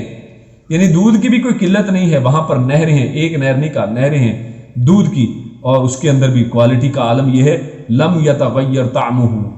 کہ وہ بھی پھٹتا نہیں ہے، ایکسپائر نہیں ہوتا ہے کہ دودھ جناب اس کا ذائقہ 1-2 دن کے بعد خراب ہو جائے گا، گرمی میں رکھیں گے تو ذائقہ خراب ہو جائے گا۔ اللہ فرماتا ہے اس کا ذائقہ بھی خراب ہونے والا نہیں۔ وَأَنْهَارٌ مِّنْ خَمْرٍ، اور وہاں پر شراب جو ہے اس کے بھی نہریں ہیں۔ یہاں پر یہ دنیا والی شراب نہیں کہ جس کے بارے میں اگر آپ شرابیوں سے پوچھیں کہ یہ شراب کیسی ہے تو کہیں گے بڑی بد ذائقہ چیز ہے۔ تو یہاں پر اللہ رب العزت فرماتے ہیں وہ ایک ایسی شراب وہاں پر ہے لذت للشاربین، کہ جو پینے والوں کے لیے بڑی لذیذ اور ذائقے دار ہے، یعنی ایسی قسم کی شراب نہیں ہے جو دنیا میں لوگ سمجھتے ہیں۔ وَأَنْهَارٌ، اور وہاں پر ایک اور بھی نہریں ہیں، من عسل، یعنی جو اصل کی ہیں، اصل کہتے ہیں شہد کو، یعنی شہد کی نہریں اللہ نے بہا دی ہیں جو شفا ہے، مصفا، اور وہ بھی شہد ایسا کہ خالص، دنیا میں انسان ڈھونڈے سے خالص شہد نہیں ملتا ہے، انسان کو بے شمار فارمولے آپ یوٹیوب پہ دیکھتے رہتے ہیں کہ جناب یہ خالص شہد تلاش کرنے کا طریقہ ہے، اور آپ اس کے اوپر ٹیسٹ کر کے دیکھیں اللہ ماشاءاللہ شاید ہی کوئی آپ کو خالص شہد ملے گا۔ اور یہاں پر اللہ فرما رہا ہے کہ نہریں بہ رہی ہیں، یعنی فراوانی ہے وہاں پر خالص شہد کی۔ وَلَهُمْ فِيهَا مِن كُلِّ ثَمَرَاتِ، وہاں پر ہر طرح کا جو پھل کوئی ثمر انسان کو ہو چاہیے ہو، ہر چیز کا ثمرات جو ہیں اس کو اللہ رب العزت نے کلی کہہ کر گن دیا ہے۔ وَمَغْفِرَةٌ، اور سب سے بڑی بات کہ اللہ کی طرف سے بخشش ہے، من ربہم، اپنے رب کی طرف سے بخشش ہے، کمن ہوا خالد، اللہ پھر آخر میں فرماتا ہے کہ کیا یہ اس جیسا ہے، یعنی یہ ساری نعمتیں تقوی والے کو جو مل رہی ہیں کیا یہ اس شخص جیسا ہے، کمن ہوا خالد فی النار، کہ جو ہمیشہ جہنم میں رہنے والا ہے، کیا یہ اس جیسا ہے؟ یقیناً یہ اس جیسا نہیں ہے۔ وَسُقُوا مَاءً حَمِيمًا، اور جس کو وہاں پر گرم پانی پلایا جائے گا، فَقَطَّعَ أَمْعَاءَهُمْ، اور وہ اس کی انتڑیوں کو پھاڑ کے رکھ دے گا۔ اللہ رب العزت ہم سب کو جہنم سے محفوظ فرمائے۔ اس کے بعد اللہ رب العزت ارشاد فرماتے ہیں وَالَّذِينَ اهْتَدَوْا زَادَهُمْ هُدًى وَآتَاهُمْ تَقْوَاهُمْ، اللہ فرماتا ہے کہ اللہ رب العزت نے جن کو ہدایت عطا کر دی ہے، یعنی وَالَّذِينَ اهْتَدَوْا زَادَهُمْ هُدًى، تو جس کو ایک دفعہ ہدایت اللہ رب العزت عطا فرما دیتے ہیں، جو اس ہدایت کے اوپر ایک دفعہ چلنا شروع کر دیتا ہے، اللہ رب العزت پھر اس کی برکت سے اللہ رب العزت اس کی ہدایت کو اور زیادہ اضافہ کر دیتے ہیں، اس میں زیادہ وَآتَاهُمْ تَقْوَاهُمْ، ہدایت کے تقوی میں بھی اضافہ کر دیتے ہیں۔ یعنی پتہ یہ چلا کہ انسان ہدایت کی تلاش کرے، ہدایت کے لیے دعا کرے، جس کے بارے میں ہم سورۃ الفاتحہ کے اندر کہتے ہیں اہدنا الصراط المستقیم۔ انسان کو چاہیے اس کی دعا بھی کرے، اس کے لیے کوشش بھی کرے، اور جو شخص کوشش کے ساتھ اس ہدایت کے راستے کو پا لیتا ہے اللہ رب العزت یقیناً اس کے اندر پھر اضافہ کرتے ہیں، اور اس سے یہ بھی پتہ چلتا ہے کہ ایمان اور ہدایت کے اندر اضافہ ہوتا ہے، یعنی یہ کوئی اسٹیٹک چیز نہیں ہے۔ پھر اس کے بعد اللہ فرماتا ہے فَهَلْ يَنظُرُونَ إِلَّا السَّاعَةَ أَن تَأْتِيَهُمْ بَغْتَةً، یعنی ان لوگوں کو قیامت کے بارے میں پتہ نہیں ہے کہ یہ قیامت کس طرح سے آئے گی، یہ قیامت کیسے آئے گی۔ اللہ فرماتے ہیں یہ اچانک آ جائے گی، یعنی یہ لوگ سمجھتے ہیں کہ یہ قیامت کے لیے ابھی کوئی تیاری کر لیں گے، بچ جائیں گے۔ آپ نے دیکھ لیا عاد کی قوم کا قصہ، آپ نے صالح علیہ السلام کی قوم کو دیکھ لیا کہ یہ کتنے کتنے جوان اور پر لوگ تھے۔ یہ صالح علیہ السلام کی قوم والے پہاڑوں کے اندر گھروں کو بناتے تھے کہ شاید پہاڑ کو تو کوئی نہیں پھاڑا جا سکتا ہے، پہاڑ کے اوپر پتھروں کی بارش نہیں ہو سکتی ہے، پہاڑ جو ہیں ہمیں ہوا کے عذابوں سے بچا سکتے ہیں۔ اللہ رب العزت کی چیخ کے عذاب نے ان کو ہلاک کر کے رکھ دیا تھا۔ اللہ فرماتا ہے کہ ان کو کیا پتا ہے کہ قیامت اچانک ہی آ جائے، ان تأتیہم بغتہ، یہ ایک دم آ جائے، موقع ہی نہیں دے گی۔ فقد جاء اشراطها، اللہ فرماتا ہے کہ جب اس کی نشانیاں آ گئیں، اشرات کہتے ہیں نشانیوں کو، جب اس کی نشانیاں ظاہر ہو گئیں، قیامت کی نشانیاں یقیناً جب آ گئیں، فَأَنَّا لَهُمْ إِذَا جَاءَتْهُمْ ذِكْرَاهَا، تو اللہ فرماتا ہے یہ بڑی اہم بات ہے کہ جب نشانی ظاہر ہو جائے گی پھر اس کے بعد توبہ قبول نہیں ہے، پھر اس کے بعد انسان جتنا مرضی کہے کہ اب میں مان گیا، تو اللہ رب العزت نے ایک قانون قرآن کریم کے اندر بتا دیا ہے کہ جب انسان کو نشانی دکھا دی جاتی ہے تو پھر اس کے بعد نصیحت پکڑنے کا، ذکر کرنے کا کوئی فائدہ نہیں ہے، پھر اس کے بعد اللہ رب العزت ایسے ذکر کو، ایسی نصیحت کو قبول نہیں کرتے ہیں۔ اس لیے قیامت کی جب نشانیاں آئیں گی، جب یہ سورج مغرب سے نکل آئے گا تو اس کے بعد پھر انسان کے اوپر کوئی پھر توبہ نہیں ہے، پھر تو اس کی توبہ قبول ہونے والی نہیں ہے۔ اللہ فرماتا ہے اس کے بعد یا ایھا الذین آمنوا، اے لوگوں جو ایمان لائے ہو، اطیعوا اللہ واطیعوا الرسول ولا تبطلوا اعمالکم، بڑی اہم آیت ہے، کیونکہ آج بہت سے لوگ امت مسلمہ کے اندر ایسے ہیں کہ جو کہتے ہیں ہم مسلمان ہو گئے ہیں، اب اس کے بعد نماز پڑھنا ہم پر ہے تو ہم جیسے مرضی پڑھیں۔ اللہ رب العزت نے نماز کا سوال کرنا ہے، یہ نہیں سوال کرنا ہے کہ نماز کیسے پڑھی ہے۔ یہ اصل میں ان کی اپنی باتیں ہیں، اپنے قیافے ہیں، کیونکہ کبھی قرآن کو پڑھا نہیں ہے، کبھی سنت کے پاس جا کر دیکھا نہیں ہے، کبھی علماء کے پاس بیٹھے نہیں ہیں، تو یہ اپنی قیافہ سنائیاں ہیں ان سب لوگوں کی۔ اللہ یہاں پر دیکھیے واضح طور پر فرماتا ہے کہ اے لوگوں جو ایمان لے کر آئے ہو، اگر تم مومن ہو، اللہ نے فرمایا مومنوں کو مخاطب کیا ہے، اگر تم اپنے آپ کو مومن سمجھتے ہو تو اللہ فرماتا ہے اطیعوا اللہ، اللہ کی اطاعت کرو۔ اطاعت کا مطلب کیا ہے؟ یعنی کیا آپ کو فری ہینڈ دے دیا کہ اس کو اطاعت کہتے ہیں، یا پھر اللہ رب العزت آپ کو گائیڈ کریں گے اس کو اطاعت کہتے ہیں؟ تو یقیناً گائیڈ لائن اللہ سے لینی ہے۔ اللہ فرماتے ہیں اللہ کی اطاعت کرو، وَأَطِيعُوا الرَّسُولَ، اور اس کے رسول کی اطاعت کرو، یعنی اپنی مرضی نہیں چلے گی۔ اس دین کے اندر جب ایمان لے آئے تو اس کے بعد اللہ اور اس کے رسول کی ماننی پڑے گی۔ اور فرمایا آخری بات اہم ہے، اللہ فرماتا ہے وَلَا تُبْطِلُوا أَعْمَالَكُمْ، اپنے عمل برباد نہ کرو۔ کیا مطلب یہ پتہ چلا کہ اگر انسان اللہ اور اس کے رسول کی اطاعت کے بغیر اپنے گھڑے ہوئے طریقوں سے اعمال کرتا ہے تو عمل قبول نہیں ہے۔ اس لیے فرمایا کہ اللہ اور اس کے رسول کی اطاعت کرو، اپنے عمل برباد کرو۔ یعنی یہ لوگ جو بے شمار بدعتیں ایجاد کر کے اپنی طرف سے لمبی عبادتیں، لمبے اپنی طرف سے نمازیں بنا رکھی ہیں، ایسی نمازوں کے نام بنا رکھے ہیں، اپنی طرف سے لمبے ذکر بنا سکے ہیں، 1,00,000 دفعہ یہ پڑھنا ہے، اتنے 1,000 دفعہ یہ پڑھنا ہے، اور اپنی طرف سے اپنے اوپر ایسی باتیں، اور اسی طرح نماز پڑھنی ہے تو اپنے طریقے سے پڑھنی ہے یا پھر غیروں کے طریقے سے پڑھنی ہے۔ اللہ کے نبی صلی اللہ علیہ وسلم نے واضح طور پر فرمایا صلو کما رأیتمونی اصلی، تو اللہ فرماتا ہے کہ اللہ کے نبی کی اطاعت کرو۔ اللہ کے نبی فرماتے ہیں کہ نماز ویسے پڑھو جیسے مجھے پڑھتا ہوا دیکھتے ہو۔ اسی طرح اللہ کے نبی صلی اللہ علیہ وسلم نے فرمایا کہ خذوا عنی مناسککم، کہ مجھ سے اپنے حج کے مناسک سیکھ لو۔ یعنی اللہ کے نبی پھر یہ کیوں کہہ رہے ہیں؟ اگر انسان نے اپنی ہی مرضی کرنی ہے تو پھر نبی کو بھیجنے کا مقصد کیا ہے؟ نبی کی اطاعت کا پھر مطلب کیا ہے؟ اور اگر نبی کی اطاعت نہیں کرنی ہے تو پھر یہ احادیث کیا ہیں؟ اور اگر کوئی شخص کہے کہ ٹھیک ہے نبی کی اطاعت کرنی ہے اور وہ حدیثوں کو نہیں مانتا ہے، اور تو پھر منکرین حدیث کا رد بھی ہو گیا، تو پھر یعنی وہ شخص حدیث کے بغیر اللہ کے نبی کی اطاعت کر کیسے سکتا ہے؟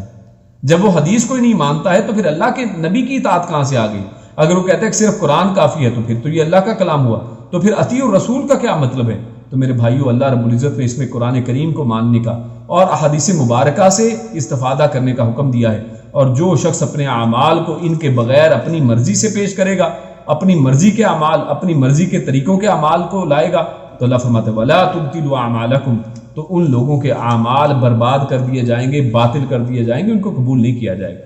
اس کے بعد ہمارے سامنے سورۃ الفتح شروع ہوتی ہے، اور یہ بڑی ہی عظیم سورت ہے،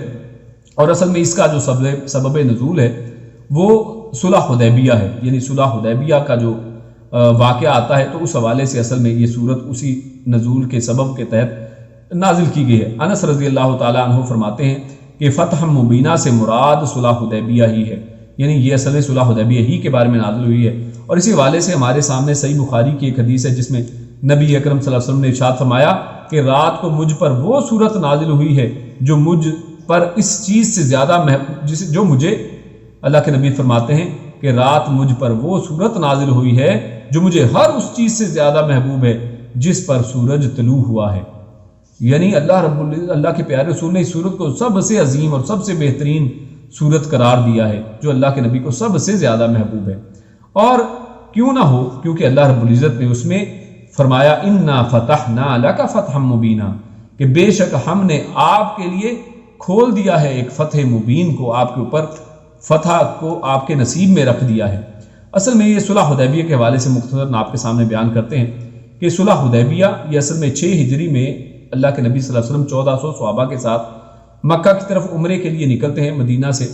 اور جب مکہ کے قریب حدیبیہ کے مقام پر پہنچتے ہیں تو مشرکین مکہ حضرت خالد بن ولید جو ابھی تک مسلمان نہیں ہوئے تھے، ان کی سرپرستی میں ایک لشکر 200 لوگوں کا لشکر بھیجتے ہیں اور ان کو صلح حدیبیہ کے مقام پر روک لیا جاتا ہے اور عمرے کی اجازت نہیں دی جاتی ہے۔ تو اس میں نبی اکرم صلی اللہ علیہ وسلم حضرت عثمان غنی رضی اللہ تعالیٰ عنہ کو ایک اپنی طرف سے سفیر مقرر کر کے بھیجتے ہیں، اور آگے پھر عثمان غنی جب واپس نہیں پلٹتے ہیں، ان کو وہاں پر دیر لگتی ہے اور ان کے خلاف یہ افواہ مشہور ہو جاتی ہے کہ عثمان غنی رضی اللہ تعالیٰ عنہ کو شہید کر دیا گیا ہے۔ تو اس پر نبی اکرم صلی اللہ علیہ وسلم تمام یہ 1400 صحابہ کے ساتھ وہاں پر بیت رضوان کے نام سے جو معروف بیت ہے وہ بھی لیتے ہیں، کہ یہاں پر سب صحابی اس بات کے اوپر بیعت کرتے ہیں کہ ہم نبی اکرم صلی اللہ علیہ وسلم کے ہاتھوں یا ان کے لیے کٹ مرنے کو تیار ہیں، ہم ان کے لیے ہر چیز کرنے کو تیار ہیں، ہر حکم ماننے کو تیار ہیں۔ اور حضرت عثمان غنی رضی اللہ تعالیٰ عنہ کی یعنی جو وفات اور شہادت ہے، جو افواہ تھی، ہم اس کی خاطر یعنی ہم اس کے قصاص کو لینے کے لیے اور ہم ان کے لیے مسلح جہاد کرنے کو تیار ہیں۔ سب اللہ کے نبی صلی اللہ علیہ وسلم کے اوپر بیعت کر لیتے ہیں۔ اس سے بھی بعض واقعات، اس واقعے سے بھی بعض چیزیں ہمارے سامنے بات ہوتی ہے کہ اللہ کے نبی کو غیب کا علم نہیں تھا۔ اگر غیب کا علم ہوتا تو نبی اکرم صلی اللہ علیہ وسلم کہتے کہ عثمان غنی کو کچھ بھی نہیں ہوا ہے، اللہ کے نبی کو معلوم نہیں ہے، اسی لیے یہ بیعت رضوان ہوئی ہے۔ حالانکہ تھوڑا دور ہے مکہ، یعنی حدیبیہ کے مقام پر اگر آپ جائیں تو میں نے دیکھا ہے اس کو وہاں پر جا کر، تو یہ بالکل تھوڑا سا فاصلہ بنتا ہے، تو یہ قریب ہی ہے۔ اور اللہ کے نبی صلی اللہ علیہ وسلم کو اللہ رب العزت نے یعنی غیب کے ذریعے ہی جب بتائیں تو پتہ چلے گا۔ اللہ کے نبی نے اگر وحی، اللہ رب العزت نے وحی نہیں کی ہے تو اللہ کے نبی کو بھی پتہ نہیں چلا ہے، تو یعنی اللہ رب العزت نے اس کو مخفی رکھا۔ اور خیر، کیونکہ اللہ رب العزت نے تمام صحابہ کرام کو عثمان غنی رضی اللہ تعالیٰ عنہ ان کی شہادت کے اوپر ان کے ہاتھوں سے بیعت لینی تھی، مسلمانوں کو چیک کرنا تھا، اور یہ چیک ہو گیا۔ اور اس کے بعد اللہ رب العزت نے، اصل میں یہ لوگ جب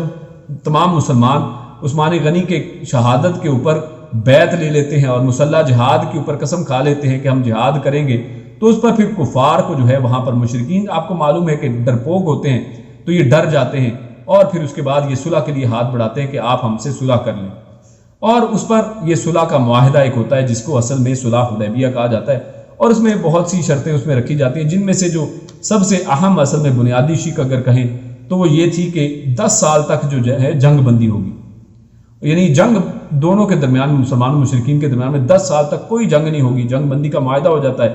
اور اس سال آپ لوگ واپس چلے جائیں گے اور اگلے سال پھر آ کے آپ عمرہ کریں گے۔ تو یہ اصل میں معاملہ تھا، اور اس معاملے میں بھی کیونکہ یہ چیز بھی دیکھیے واضح نہیں تھی، مسلمانوں کو ایسے لگا کہ ہم یعنی کیوں یہ کر رہے ہیں، ہم نے جب عہد کر لیا ہے، ہم لڑنے کے لیے مرنے کے لیے تیار ہیں، تو ہم پیچھے پھر کیوں ہٹ رہے ہیں۔ عمر بن خطاب تو یہ کہتے ہیں کہ اللہ کے نبی صلی اللہ علیہ وسلم کیا ہم حق پہ نہیں ہیں، اور وہ کہتے ہیں کہ اللہ کے نبی صلی اللہ علیہ وسلم کیا آپ اللہ کے نبی نہیں ہیں، لیکن اللہ رب العزت نے یہ فتح مبین کے ذریعے، یعنی کیونکہ اللہ بہتر جانتا ہے، جیسے آپ پیچھے دیکھیں کہ انسان کو وہ چیز نظر آتی ہے، یعنی جو نظر آتا ہے وہ یقیناً ویسا ضروری نہیں ہے کہ ویسا ہو، جیسے قوم عاد والوں کو وہ نظر آیا کہ بادل ہیں، لیکن وہ بادل نہیں بلکہ عذاب تھا، تو اسی طرح صحابہ کرام کو یہ لگ رہا تھا کہ یہ کوئی ایک مشکل گھڑی آ گئی ہے، یعنی ہم کیوں کفار کی شرائط کو مان رہے ہیں، کیونکہ شرائط میں یہ بھی تھا کہ اگر کوئی مسلمان ہو کے آپ کی طرف آتا ہے تو آپ اسے لوٹا دیں گے، یعنی اس طرح کی شرائط تھی جو دیکھنے میں سخت معلوم ہوتی تھی، لیکن اللہ رب العزت نے فرمایا کہ یہ بہت بڑی کامیابی، اور یقیناً یہ بہت بڑی کامیابی تھی، کیونکہ اس کے بعد مسلمانوں کے اندر، کیونکہ مسلمان پھر آزادی کے ساتھ ان کا دھیان جنگ سے ہٹا ہے، اور مسلمانوں نے بے شمار جگہ پر پھر یعنی پوری دنیا کے اندر پھیلے ہیں، اور اس کے ذریعے جب بھی اپنے اخلاق کا مظاہرہ کیا ہے تو لوگ ان کے اخلاق کو دیکھ کر وہ بہت سے کثرت سے لوگ مسلمان ہوئے ہیں۔ اور اللہ رب العزت نے اصل میں یہاں پر اللہ کے نبی صلی اللہ علیہ وسلم کو 5 تحائف بھی بتائے ہیں۔ اسی آیت کے اندر اللہ فرماتا ہے لِيَغْفِرَ لَكَ اللَّهُ مَا تَقَدَّمَ مِن ذَنبِكَ وَمَا تَأَخَّرَ وَيُتِمَّ نِعْمَتَهُ عَلَيْكَ وَيَهْدِيَكَ صِرَاطًا مُسْتَقِيمًا وَيَنْصُرَكَ اللَّهُ نَصْرًا عَزِيزًا۔ تو اس 2 آیات کے اندر، آیت نمبر 2 اور 3 میں اللہ رب العزت نے اصل میں ایک تو یہ فتح مبین کا جو ہے خوشخبری سنائی ہے، پھر اس کے بعد اللہ رب العزت نے مغفرت کے بارے میں فرمایا کہ اللہ معاف فرمانے والا ہے، اور پھر فرمایا کہ اللہ رب العزت نے آپ کے اوپر یہ اتمام نعمت کر دیا ہے، یعنی اس دین کو اللہ رب العزت اب غالب کرے گا، اور یقیناً ایسے ہی ہوا۔ اور پھر صراط مستقیم کی اللہ رب العزت نے فرمایا کہ اللہ نے آپ کو سیدھا رستہ دکھا دیا ہے، اور اسی طرح اللہ کی نصرت، اور نصرت بھی وہ عزیزہ یعنی غالب آنے والی نصرت اللہ رب العزت نے آپ کو عطا فرما دی ہے، اور یقیناً ایسا ہی ہوا ہے۔ پھر چند سالوں کے بعد یعنی 8 ہجری میں مکہ فتح ہو گیا ہے، اور یعنی یہ ایک جو عہد مسلمانوں نے کیا تھا، اللہ رب العزت نے اس کے اندر جو ثمرات رکھے تھے وہ ساری دنیا کے سامنے اور آج امت مسلمہ کے سامنے واضح طور پر آ چکے ہیں۔ اس کے بعد اللہ رب العزت نے اسی صورت میں آگے چل کر سورۃ الفتح میں جو وحدت ادیان کے قائل جو لوگ ہیں کہ جناب پورے ادیان جو مل کے جناب چلیں، ہارمونی ان کے اندر ہونی چاہیے اور سب کو برداشت کر لیں اور اس طرح سے چلیں، تو اللہ رب العزت نے ان کا رد کیا۔ اللہ فرماتا ہے هو الذی ارسل رسولہ بالہدیٰ، کہ وہ خدا جس نے آپ صلی اللہ علیہ وسلم کو رسول بنا کر ہدایت کے ساتھ بھیجا ہے، ودین الحق، اور حق کے دین کے ساتھ بھیجا ہے، کیوں؟ لیظہرہ علی الدین کلہ، تاکہ آپ اس کو یعنی تمام دینوں کے اوپر غالب کر دیں، تاکہ یہ تمام دینوں کے اوپر غالب ہو جائے۔ اور یہاں پر علی الدین کلہ ہی کہا ہے کہ تمام دینوں کے اوپر، یہ نہیں کہا ہے کہ مع الدین کلہ کہ تمام دینوں کے ساتھ، یعنی یہ بھی سب کے ساتھ مل کر چلتا رہے، سب اپنی اپنی سپیس میں چلتے رہیں، ایسا نہیں ہے، بلکہ یہ دین سب کے اوپر غالب ہونے کے لیے آیا ہے۔ ہاں یہ تو ممکن ہے کہ سب لوگ اسلام کے جھنڈے کے نیچے اگر فدیہ دے کر رہنا چاہتے ہیں تو وہ رہ لیں، لیکن ایسا نہیں ہے کہ انسان یہ کہے کہ اچھا وہ بھی ٹھیک ہے اور ہم بھی ٹھیک ہیں اور سب ٹھیک ہیں، اور جناب ایسا نہیں ہے۔ یقیناً سب میں سے وہ ٹھیک ہے کہ جس کو اللہ رب العزت نے ٹھیک کہا ہے۔ فتح کی جو آخری آیت ہمارے سامنے آتی ہے، بڑی عظیم آیت ہے۔ اللہ رب العزت فرماتے ہیں محمد رسول اللہ، کہ محمد جو اللہ رب العزت کے رسول ہیں، والذین معہ، اور جو آپ صلی اللہ علیہ وسلم کے ساتھ ہیں۔ یہاں پر یہ نہیں کہا کہ جو آپ کے صحابہ ہیں، یہ بھی کہا جا سکتا تھا، اور یہ فرمایا والذین معہ، جو آپ صلی اللہ علیہ وسلم کے ساتھ ہیں، اور ساتھ سے مراد یہ دیکھیے، یعنی جو اللہ کے نبی صلی اللہ علیہ وسلم کا ساتھ دینے والے ہیں، جو ہمیشہ ان کے ساتھ رہنے والے ہیں۔ ان میں سے کچھ وہ ہیں کہ جو اللہ کے نبی صلی اللہ علیہ وسلم کے ساتھ راتوں کو قیام کرنے والے ہیں۔ ان میں سے کچھ وہ ہیں جو اللہ کے نبی صلی اللہ علیہ وسلم کے ساتھ غاروں میں رہنے والے ہیں۔ ان میں سے وہ ہیں کہ جو اللہ کے نبی صلی اللہ علیہ وسلم کے ساتھ غزوات میں شریک ہونے والے ہیں۔ ان میں سے وہ ہیں کہ جو اللہ کے نبی صلی اللہ علیہ وسلم کے لیے جانوں کو نچھاور کرنے والے ہیں، اور جو نبی اکرم صلی اللہ علیہ وسلم کے سامنے ڈھال بننے والے ہیں، اور نبی اکرم صلی اللہ علیہ وسلم نے جب بھی کہا ہے تو انفاق کرنے والے ہیں۔ تو یہ سارے لوگ، ان کو اللہ فرما رہے یہ اللہ کے نبی کے ساتھ ہیں۔ یعنی یہ صرف نہیں کہا کہ یہ اللہ کے نبی کو ماننے والے ہیں، بلکہ کہا کہ یہ اللہ کے نبی کے جو ساتھ ہیں، والذین معہ، جو ان کے ساتھ ہیں، جو اس کے ساتھ ہیں، یعنی محمد صلی اللہ علیہ وسلم کے جو لوگ ساتھ ہیں۔ تو ان کی صفت کیا بیان کی ہے؟ اشداء علی الکفار،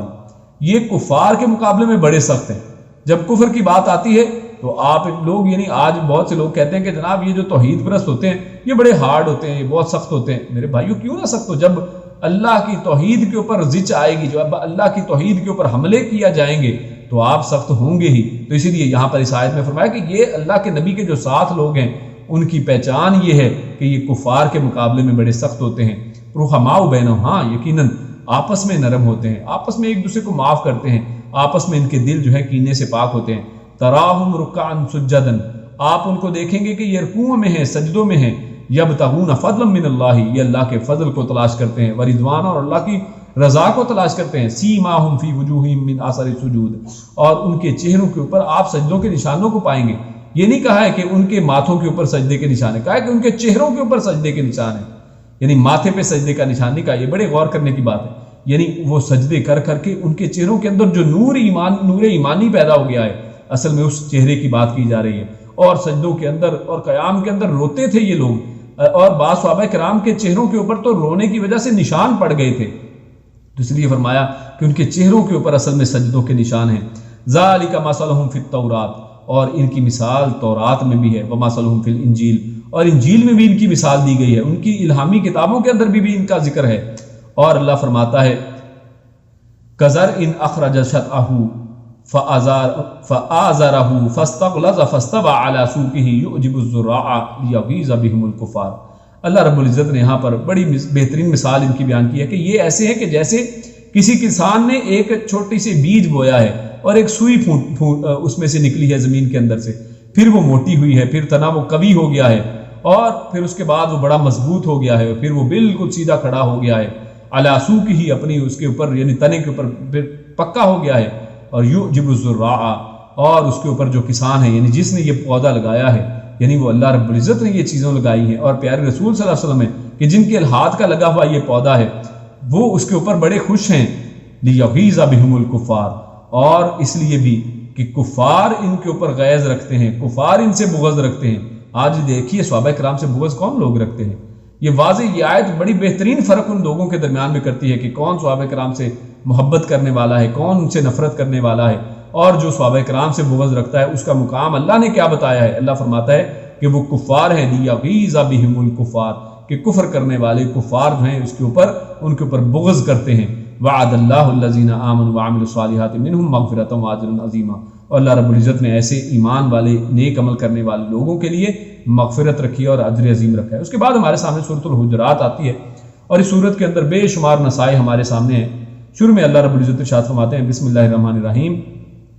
یا ایھا الذین آمنوا لا تقدموا بین یدی اللہ ورسولہ واتقوا اللہ ان اللہ سمیع علیم۔ اللہ رب العزت نے پہلی آیت میں ارشاد فرمایا کہ اللہ اور اس کے رسول سے آگے قدم نہ بڑھاؤ، ان سے آگے نہ بڑھو، یعنی اللہ اور اس کے رسول نے جو حدیں مقرر کر دی ہیں، جو بات اللہ اور اس کے رسول نے کر دی ہے، اب اس سے زیادہ بڑھنے کی کوشش نہ کرو۔ اللہ کے رسول صلی اللہ علیہ وسلم نے عبادات کے جو طریقے بتا دیے، اب ان سے زیادہ بڑھنے کی کوشش نہ کرو۔ اللہ کے نبی نے اذکار کی ایک حدیں بتا دی ہیں، نبی اکرم صلی اللہ علیہ وسلم سے آپ احادیث کا مطالعہ کریں، آپ کو 100 سے زیادہ آپ کو تعداد میں ملے گا کہ اللہ کے نبی صلی اللہ علیہ وسلم 100 دفعہ لا الہ الا اللہ وحدہ لا شریک لہ لہ الملک و لہ الحمد وہو علی کل شیء قدیر پڑھتے تھے، سبحان اللہ و بحمدہ 100 دفعہ پڑھتے تھے، یعنی آپ کو زیادہ سے زیادہ جو چیز ملے گی 100 دفعہ ملے گی، اس کے بعد گنتی نہیں ہے۔ فرمایا کہ اللہ کے نبی صلی اللہ علیہ وسلم نے کہ استغفار کو کثرت سے کرتے تھے یا 100 سے زیادہ دفعہ کرتے تھے، لیکن لوگوں نے 100 سے زیادہ دفعہ اپنے اذکار مقرر کر لیے ہیں کہ 1 لاکھ دفعہ یہ پڑھا جائے، 4 لاکھ دفعہ یہ پڑھی جائے، لمبی لمبی تسبیحاں آپ کو ملیں گی، اتنی لمبی کئی گزوں کی تسبیحاں بنا رکھی ہیں۔ اور اسی طرح اللہ کے نبی سے آگے بڑھنے سے مراد یہ بھی ہے کہ اللہ رب العزت نے جو حدود مقرر کر دی ہیں ان سے آگے بڑھ جانا۔ اور اسی طرح 3 لوگ اللہ کے نبی صلی اللہ علیہ وسلم کی غیر موجودگی میں ازواج مطہرات کے پاس آتے ہیں اور ان سے اللہ کے نبی کے اعمال پوچھتے ہیں۔ جب بتائے جاتے ہیں تو وہ کہتے ہیں کہ یہ تو اللہ کے نبی ہیں، ان کے لیے تو یہ شاید کافی ہو، ہم لوگ تو گناہ گار ہیں، ہم لوگوں کو زیادہ محنت کرنی پڑے گی۔ اور ان میں سے ایک کہتا ہے کہ میں ہمیشہ روزے رکھوں گا، کبھی افطار نہیں کروں گا۔ دوسرا یہ ارادہ کرتا ہے کہ میں ہمیشہ قیام اللیل کروں گا، کبھی سوؤں گا نہیں۔ اور تیسرا کہتا ہے کہ میں شادی نہیں کروں گا۔ اب یہ دیکھیے تینوں کا ارادہ بڑا نیک ہے، تینوں اصل میں نیکی چاہتے ہیں، زیادہ سے زیادہ محنت کرنا چاہتے ہیں۔ اور ایک نے نماز کہا ہے، ایک نے روزے کی بات کی ہے، ایک نے یعنی دنیا داری سے ہٹنے کی بات کی ہے۔ کتنی بہترین باتیں محسوس ہوتی ہیں۔ آج اگر ہم ہوتے تو ہم کہتے کہ کیا بات ہے جناب، یہ دیکھیے فضائل اعمال، تو ہم ان اعمال کو بڑا فضیلت والا بہترین عمل سمجھتے، لیکن اللہ کے نبی کو جب پتہ چلتا ہے تو اللہ کے نبی کہتے ہیں کہ میں تم میں سب سے زیادہ تقوی والا ہوں، میں تم میں سب سے زیادہ تقوی والا ہوں، میں روزے رکھتا بھی ہوں اور چھوڑتا ہوں، اور میں نے شادیاں بھی کی ہیں، اور اسی طرح میں راتوں کو سوتا بھی ہوں اور جاگتا بھی ہوں۔ یعنی اللہ کے نبی صلی اللہ علیہ وسلم نے ان کو سلب کیا ہے اور ان کی اس بات کو ریجیکٹ کیا ہے۔ یہ ہے اللہ کے نبی صلی اللہ علیہ وسلم سے آگے بڑھنا۔ اور فرمایا یا ایھا الذین آمنوا لا ترفعوا اصواتکم فوق صوت النبی، کہ اے لوگوں جو ایمان لائے ہو تم اللہ کے نبی کی آواز سے بلند آواز نہ کرو۔ مطلب یہ ہے کہ اللہ کے نبی کی حدیث آ جاتی ہے اور اس کے سامنے یہ لوگ اپنی بات کو اس کے اوپر رکھتے ہیں، اپنی بات کو اس سے زیادہ اہمیت دیتے ہیں، اپنے امام کی بات کو اس سے زیادہ اہمیت دیتے ہیں، اپنے عالم کی بات کو اس سے زیادہ اہمیت دیتے ہیں، پیر بزرگ کی بات کو اہمیت دیتے ہیں، تو سمجھیں کہ اس نے اللہ کے نبی کی بات سے اصل میں اپنی آواز کو اونچا کر لیا ہے۔ اور اسی طرح اللہ رب العزت آگے اس صورت میں فرماتے ہیں یا ایھا الذین آمنوا لا یسخر قوم من قوم عسى ان یکونوا خیرا منهم۔ اللہ رب العزت نے یہاں پر ایک بہترین اخلاق بتایا ہے کہ کوئی شخص کسی دوسرے کا مذاق نہ اڑائے یہ سمجھ کر کہ شاید یہ آپ سے حقیر ہے، یہ شاید آپ سے کم علم والا ہے، یہ شاید آپ سے کم جو ہے وہ ایمان والا ہے، یا یہ کم اخلاق والا ہے، یا عبادات میں آپ سے کم، یعنی آپ اپنی عبادت پہ فخر کر کے کسی دوسرے کو حقیر نہ سمجھیں۔ اللہ فرماتا ہے کہ عسیٰ ان یکونوا خیرا منہم، شاید کہ وہ آپ سے زیادہ بہتر ہو، شاید کہ اللہ نے اس کا ایک چھوٹا سا عمل آپ سے زیادہ محبوب اللہ نے کر لیا ہو۔ ولا نساء من نساء عسیٰ ان یکن خیرا منہن، اللہ فرماتا ہے نہ ہی کوئی عورت کسی دوسری عورت کو اپنے سامنے حقیر سمجھے، ہو سکتا ہے کہ دوسری عورت اس سے زیادہ بہتر ہو۔ اور اسی طرح اللہ فرماتا ہے ولا تلمزوا انفسکم ولا تنابزوا بالالقاب، اور پھر اللہ فرماتا ہے کہ لوگوں کے پھر اس طرح القاب، لوگوں کو نام نہ رکھیں کہ فلاں فلاں نام ہم نے لوگوں کے رکھ دیے ہوتے ہیں، اوئے چھوٹے اوئے موٹے، اور اس طرح کی باتیں ہم لوگ کرتے ہیں۔ اللہ رب العزت نے اس سے منع فرمایا ہے۔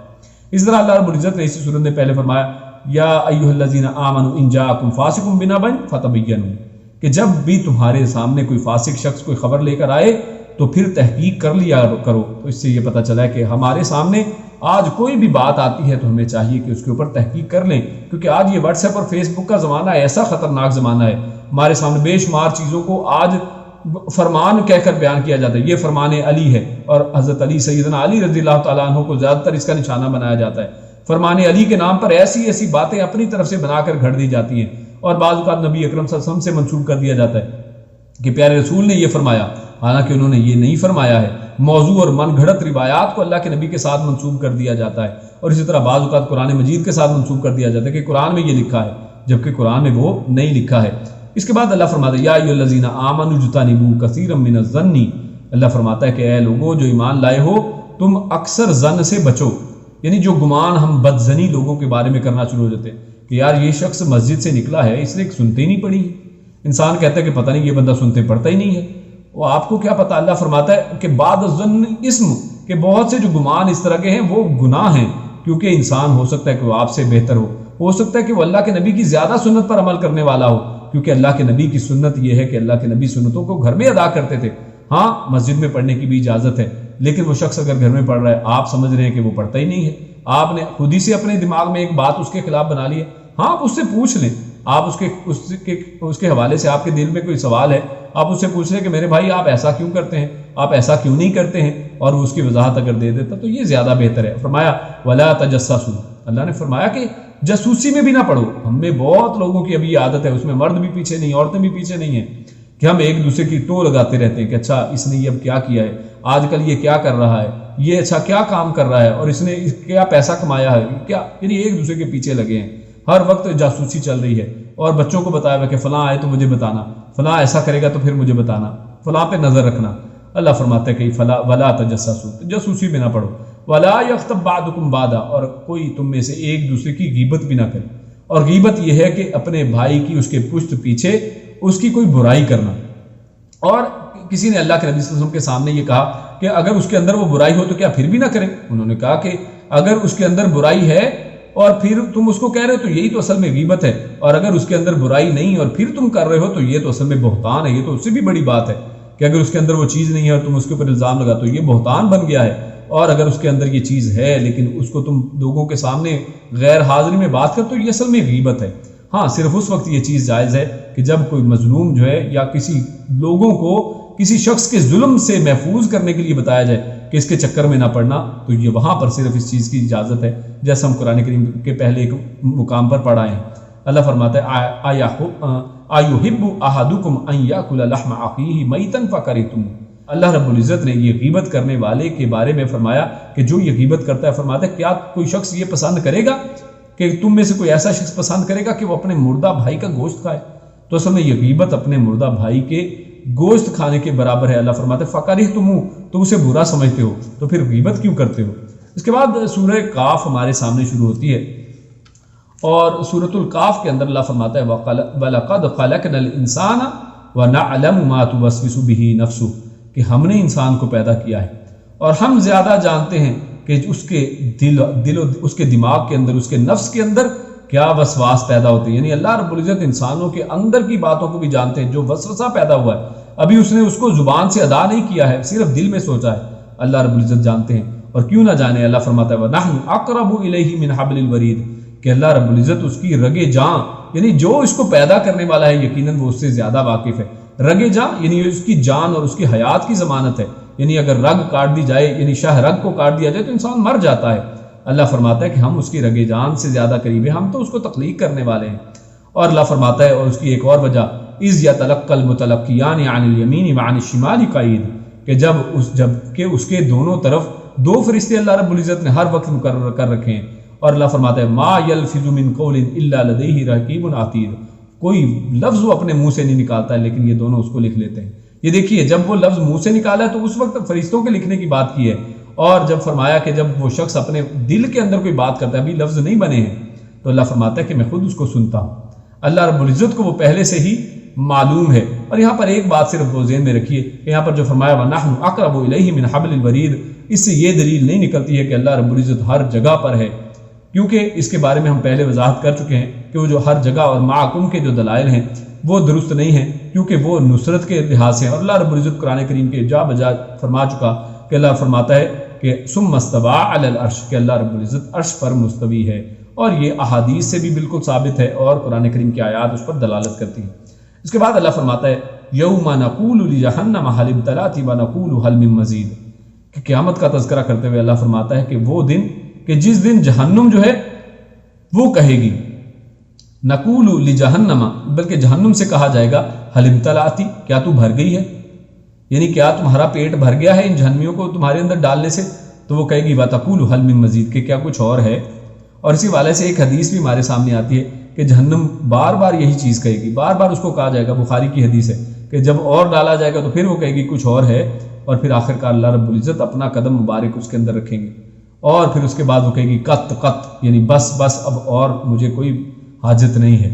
یعنی اس سے یہ بھی پتہ چلتا ہے اس حدیث سے, بخاری کی جو حدیث ہے, کہ اللہ کے نبی اللہ رب العزت کا پاؤں ہے, اور اللہ رب العزت کی حیثیت ہے. ہاں ہم اس کا پاؤں کی کوئی کیفیت بیان نہیں کرتے, ہم اس کی تمثیل مثال بیان نہیں کرتے, اس کی تشبیہ بیان نہیں کرتے کہ وہ کیسا ہے, انسانوں جیسا, یعنی ہم اس کے بارے میں نہیں پڑھتے. اللہ رب العزت نے اس کا علم ہمیں نہیں دیا ہے. اللہ رب العزت کو جیسے لائق ہے ویسے اس کا پاؤں ہے. اس کے بعد اللہ فرماتا ہے وَأُزْلِفَتِ الْجَنَّةُ لِلْمُتَّقِينَ غَيْرَ بَعِيدٍ, اور جنت کو جو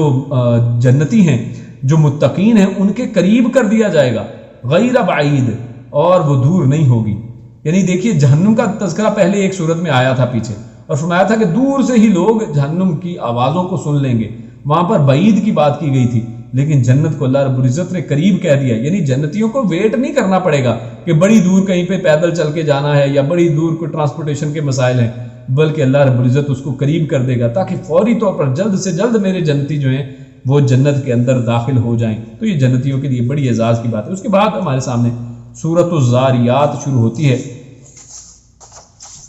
اور زاریات کا مطلب ہے یعنی ہوائیں، جو تیز چلنے والی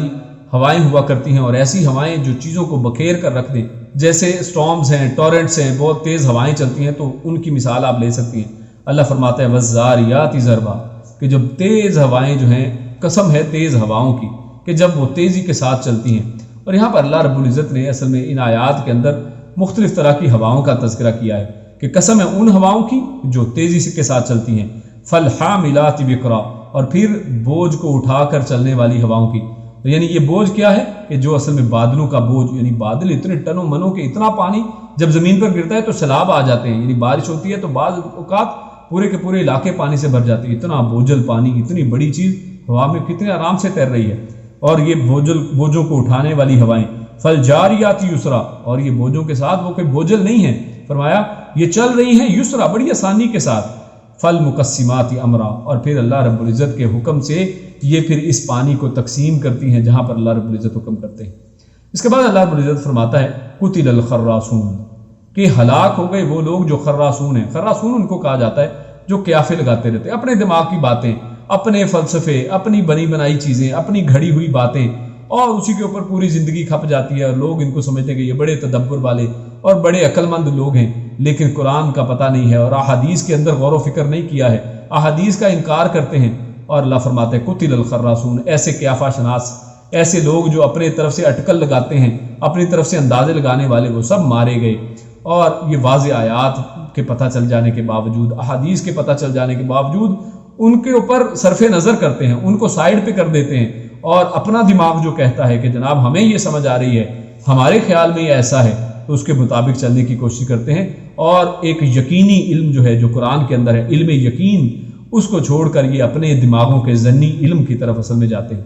اور اس کے مقابلے میں یہ اپنے دماغ کی جو بات ہے اس کو تو یہ بڑا کہتے ہیں کہ یہ بالکل قطعی بات ہے، جبکہ اس کے مقابلے میں جب حدیث آتی تو کہتے ہیں یہ ظنی چیز ہے. یعنی جس کی سندیں موجود ہیں، جن کے اوپر آج سے لے کر ایک عالم جو ہے جب حدیث بیان کرتا ہے تو اپنے سے لے کر نبی اکرم صلی اللہ علیہ وسلم تک اس سند کو پہنچاتا ہے، اور اس کے اندر ایک ایک شخص کے حالات کے بارے میں جانتا ہے، اور اس کو چھوڑا جاتا ہے، اور اس کو ظنی کہا جاتا ہے. اور انسان کے دماغ میں جو ایک خیال آیا ہے، اس کو دماغ میں ایک رات کو ایک خواب آیا ہے، تو اسی کو بڑا قطعی سمجھا جاتا ہے. تو اللہ رب العزت نے ان کے بارے میں فرمایا کہ قتل الخراسون، ایسے قیافے والے جو ہیں، ایسے اٹکل پچو لگانے والے لوگ ہلاک ہو گئے. اس کے بعد اللہ رب العزت نے متقین کی صفات بیان کی ہیں، فرمایا ان المتقین فی جنات مأویہم، یہ جو متقی ہیں یہ جنتوں میں اور چشموں میں رہنے والے ہیں. آخذین ما آتاہم ربہم، وہاں پر ان کو دیا جائے گا جو اللہ رب العزت ان کو دینے والے ہیں، وہ لیں گے اس کو. انہم کانوا قبل ذالک محسنین، اور یہ ان کو ویسے ہی فری میں نہیں مل رہا، یہ اس وجہ سے کیونکہ وہ اس سے پہلے محسنین، احسان کرنے والے، نیک اعمال کرنے والے تھے. کانوا قلیلا من اللیل ما یہجعون، یہ راتوں کو بہت کم سونے والے تھے. وبالاسحار ہم یستغفرون، اور یہ سحریوں کے وقت میں اٹھ کر استغفار، اللہ سے معافیاں مانگنے والے تھے. وفی اموالہم حق للسائل والمحروم، اور انہوں نے اپنے مالوں کے اندر سے سائل مانگنے والے اور محروم جن کے پاس نہیں ہے ان کے لیے حصے مقرر کر رکھے تھے. وفی الارض آیات للموقنین، اللہ رب العزت نے یقین کرنے والوں کے لیے زمین میں نشانیاں بنائی ہیں. اس کے بعد اللہ فرماتا ہے فقربہ الیہ قال الا تاکلون. اس کے بعد اصل میں اس پارے کی آخر میں اللہ رب العزت نے جو ابراہیم علیہ السلام کے مہمان ہیں ان کا تذکرہ کیا ہے، اور ابراہیم علیہ السلام ان کے قریب کرتے ہیں کھانے کو. پہلی بات تو یہ کہ مہمان جب آتے ہیں تو سلام کرتے ہیں، تو سلام ثابت ہوا کہ سلام کرنا چاہیے. اور اس کے بعد فرمایا کہ کیا ہوا، فجاء بعجل سمین، یعنی ان کی مہمان نوازی کے لیے ابراہیم علیہ السلام کوئی یعنی مردہ کوئی جانور نہیں پکڑ کے لائے، بلکہ عجل سمین، ایک موٹا تازہ جو بچڑا تھا اس کو ذبح کیا، یعنی بہترین کھانا ان کو پیش کیا ہے. اور فقربہ، پھر اس کو ان کے سامنے پیش آگے کیا ہے. یعنی بہترین مہمان نوازی یہ ہے کہ انسان کھانا پکائے اور خود ان کو سرو کرے، تو یہ ایک بہترین مہمان نوازی یہاں پر نظر آتی ہے. اور یعنی ان کی طرف اس کو پیش کیا ہے، اس کو آگے بڑھایا ہے، اور کہا قال الا تاکلون، کہ تم کھاتے نہیں ہو. اور پھر اس کے بعد آپ جانتے ہیں یہ واقعہ سارا کہ انہوں نے کہا کہ ہم فرشتے ہیں اور فرشتے کھاتے نہیں ہیں چاہے وہ انسانی شکل میں ہی ہوں، تو لہٰذا اللہ کے نبی صلی اللہ علیہ وسلم تو کھانا کھانے والے تھے، تو پتہ چلا کہ نبی اکرم صلی اللہ علیہ وسلم وہ نوری مخلوق نہیں ہیں۔ اسی پر اپنی بات کو ختم کرتے ہیں۔ اللہ رب العزت سے دعا ہے کہ اللہ رب العزت جو پڑھا سنا اس پر عمل کرنے کی توفیق عطا فرمائے، اللہ رب العزت نیک عمل اور اچھی سمجھ کی توفیق عطا فرمائے۔ السلام علیکم ورحمۃ اللہ وبرکاتہ۔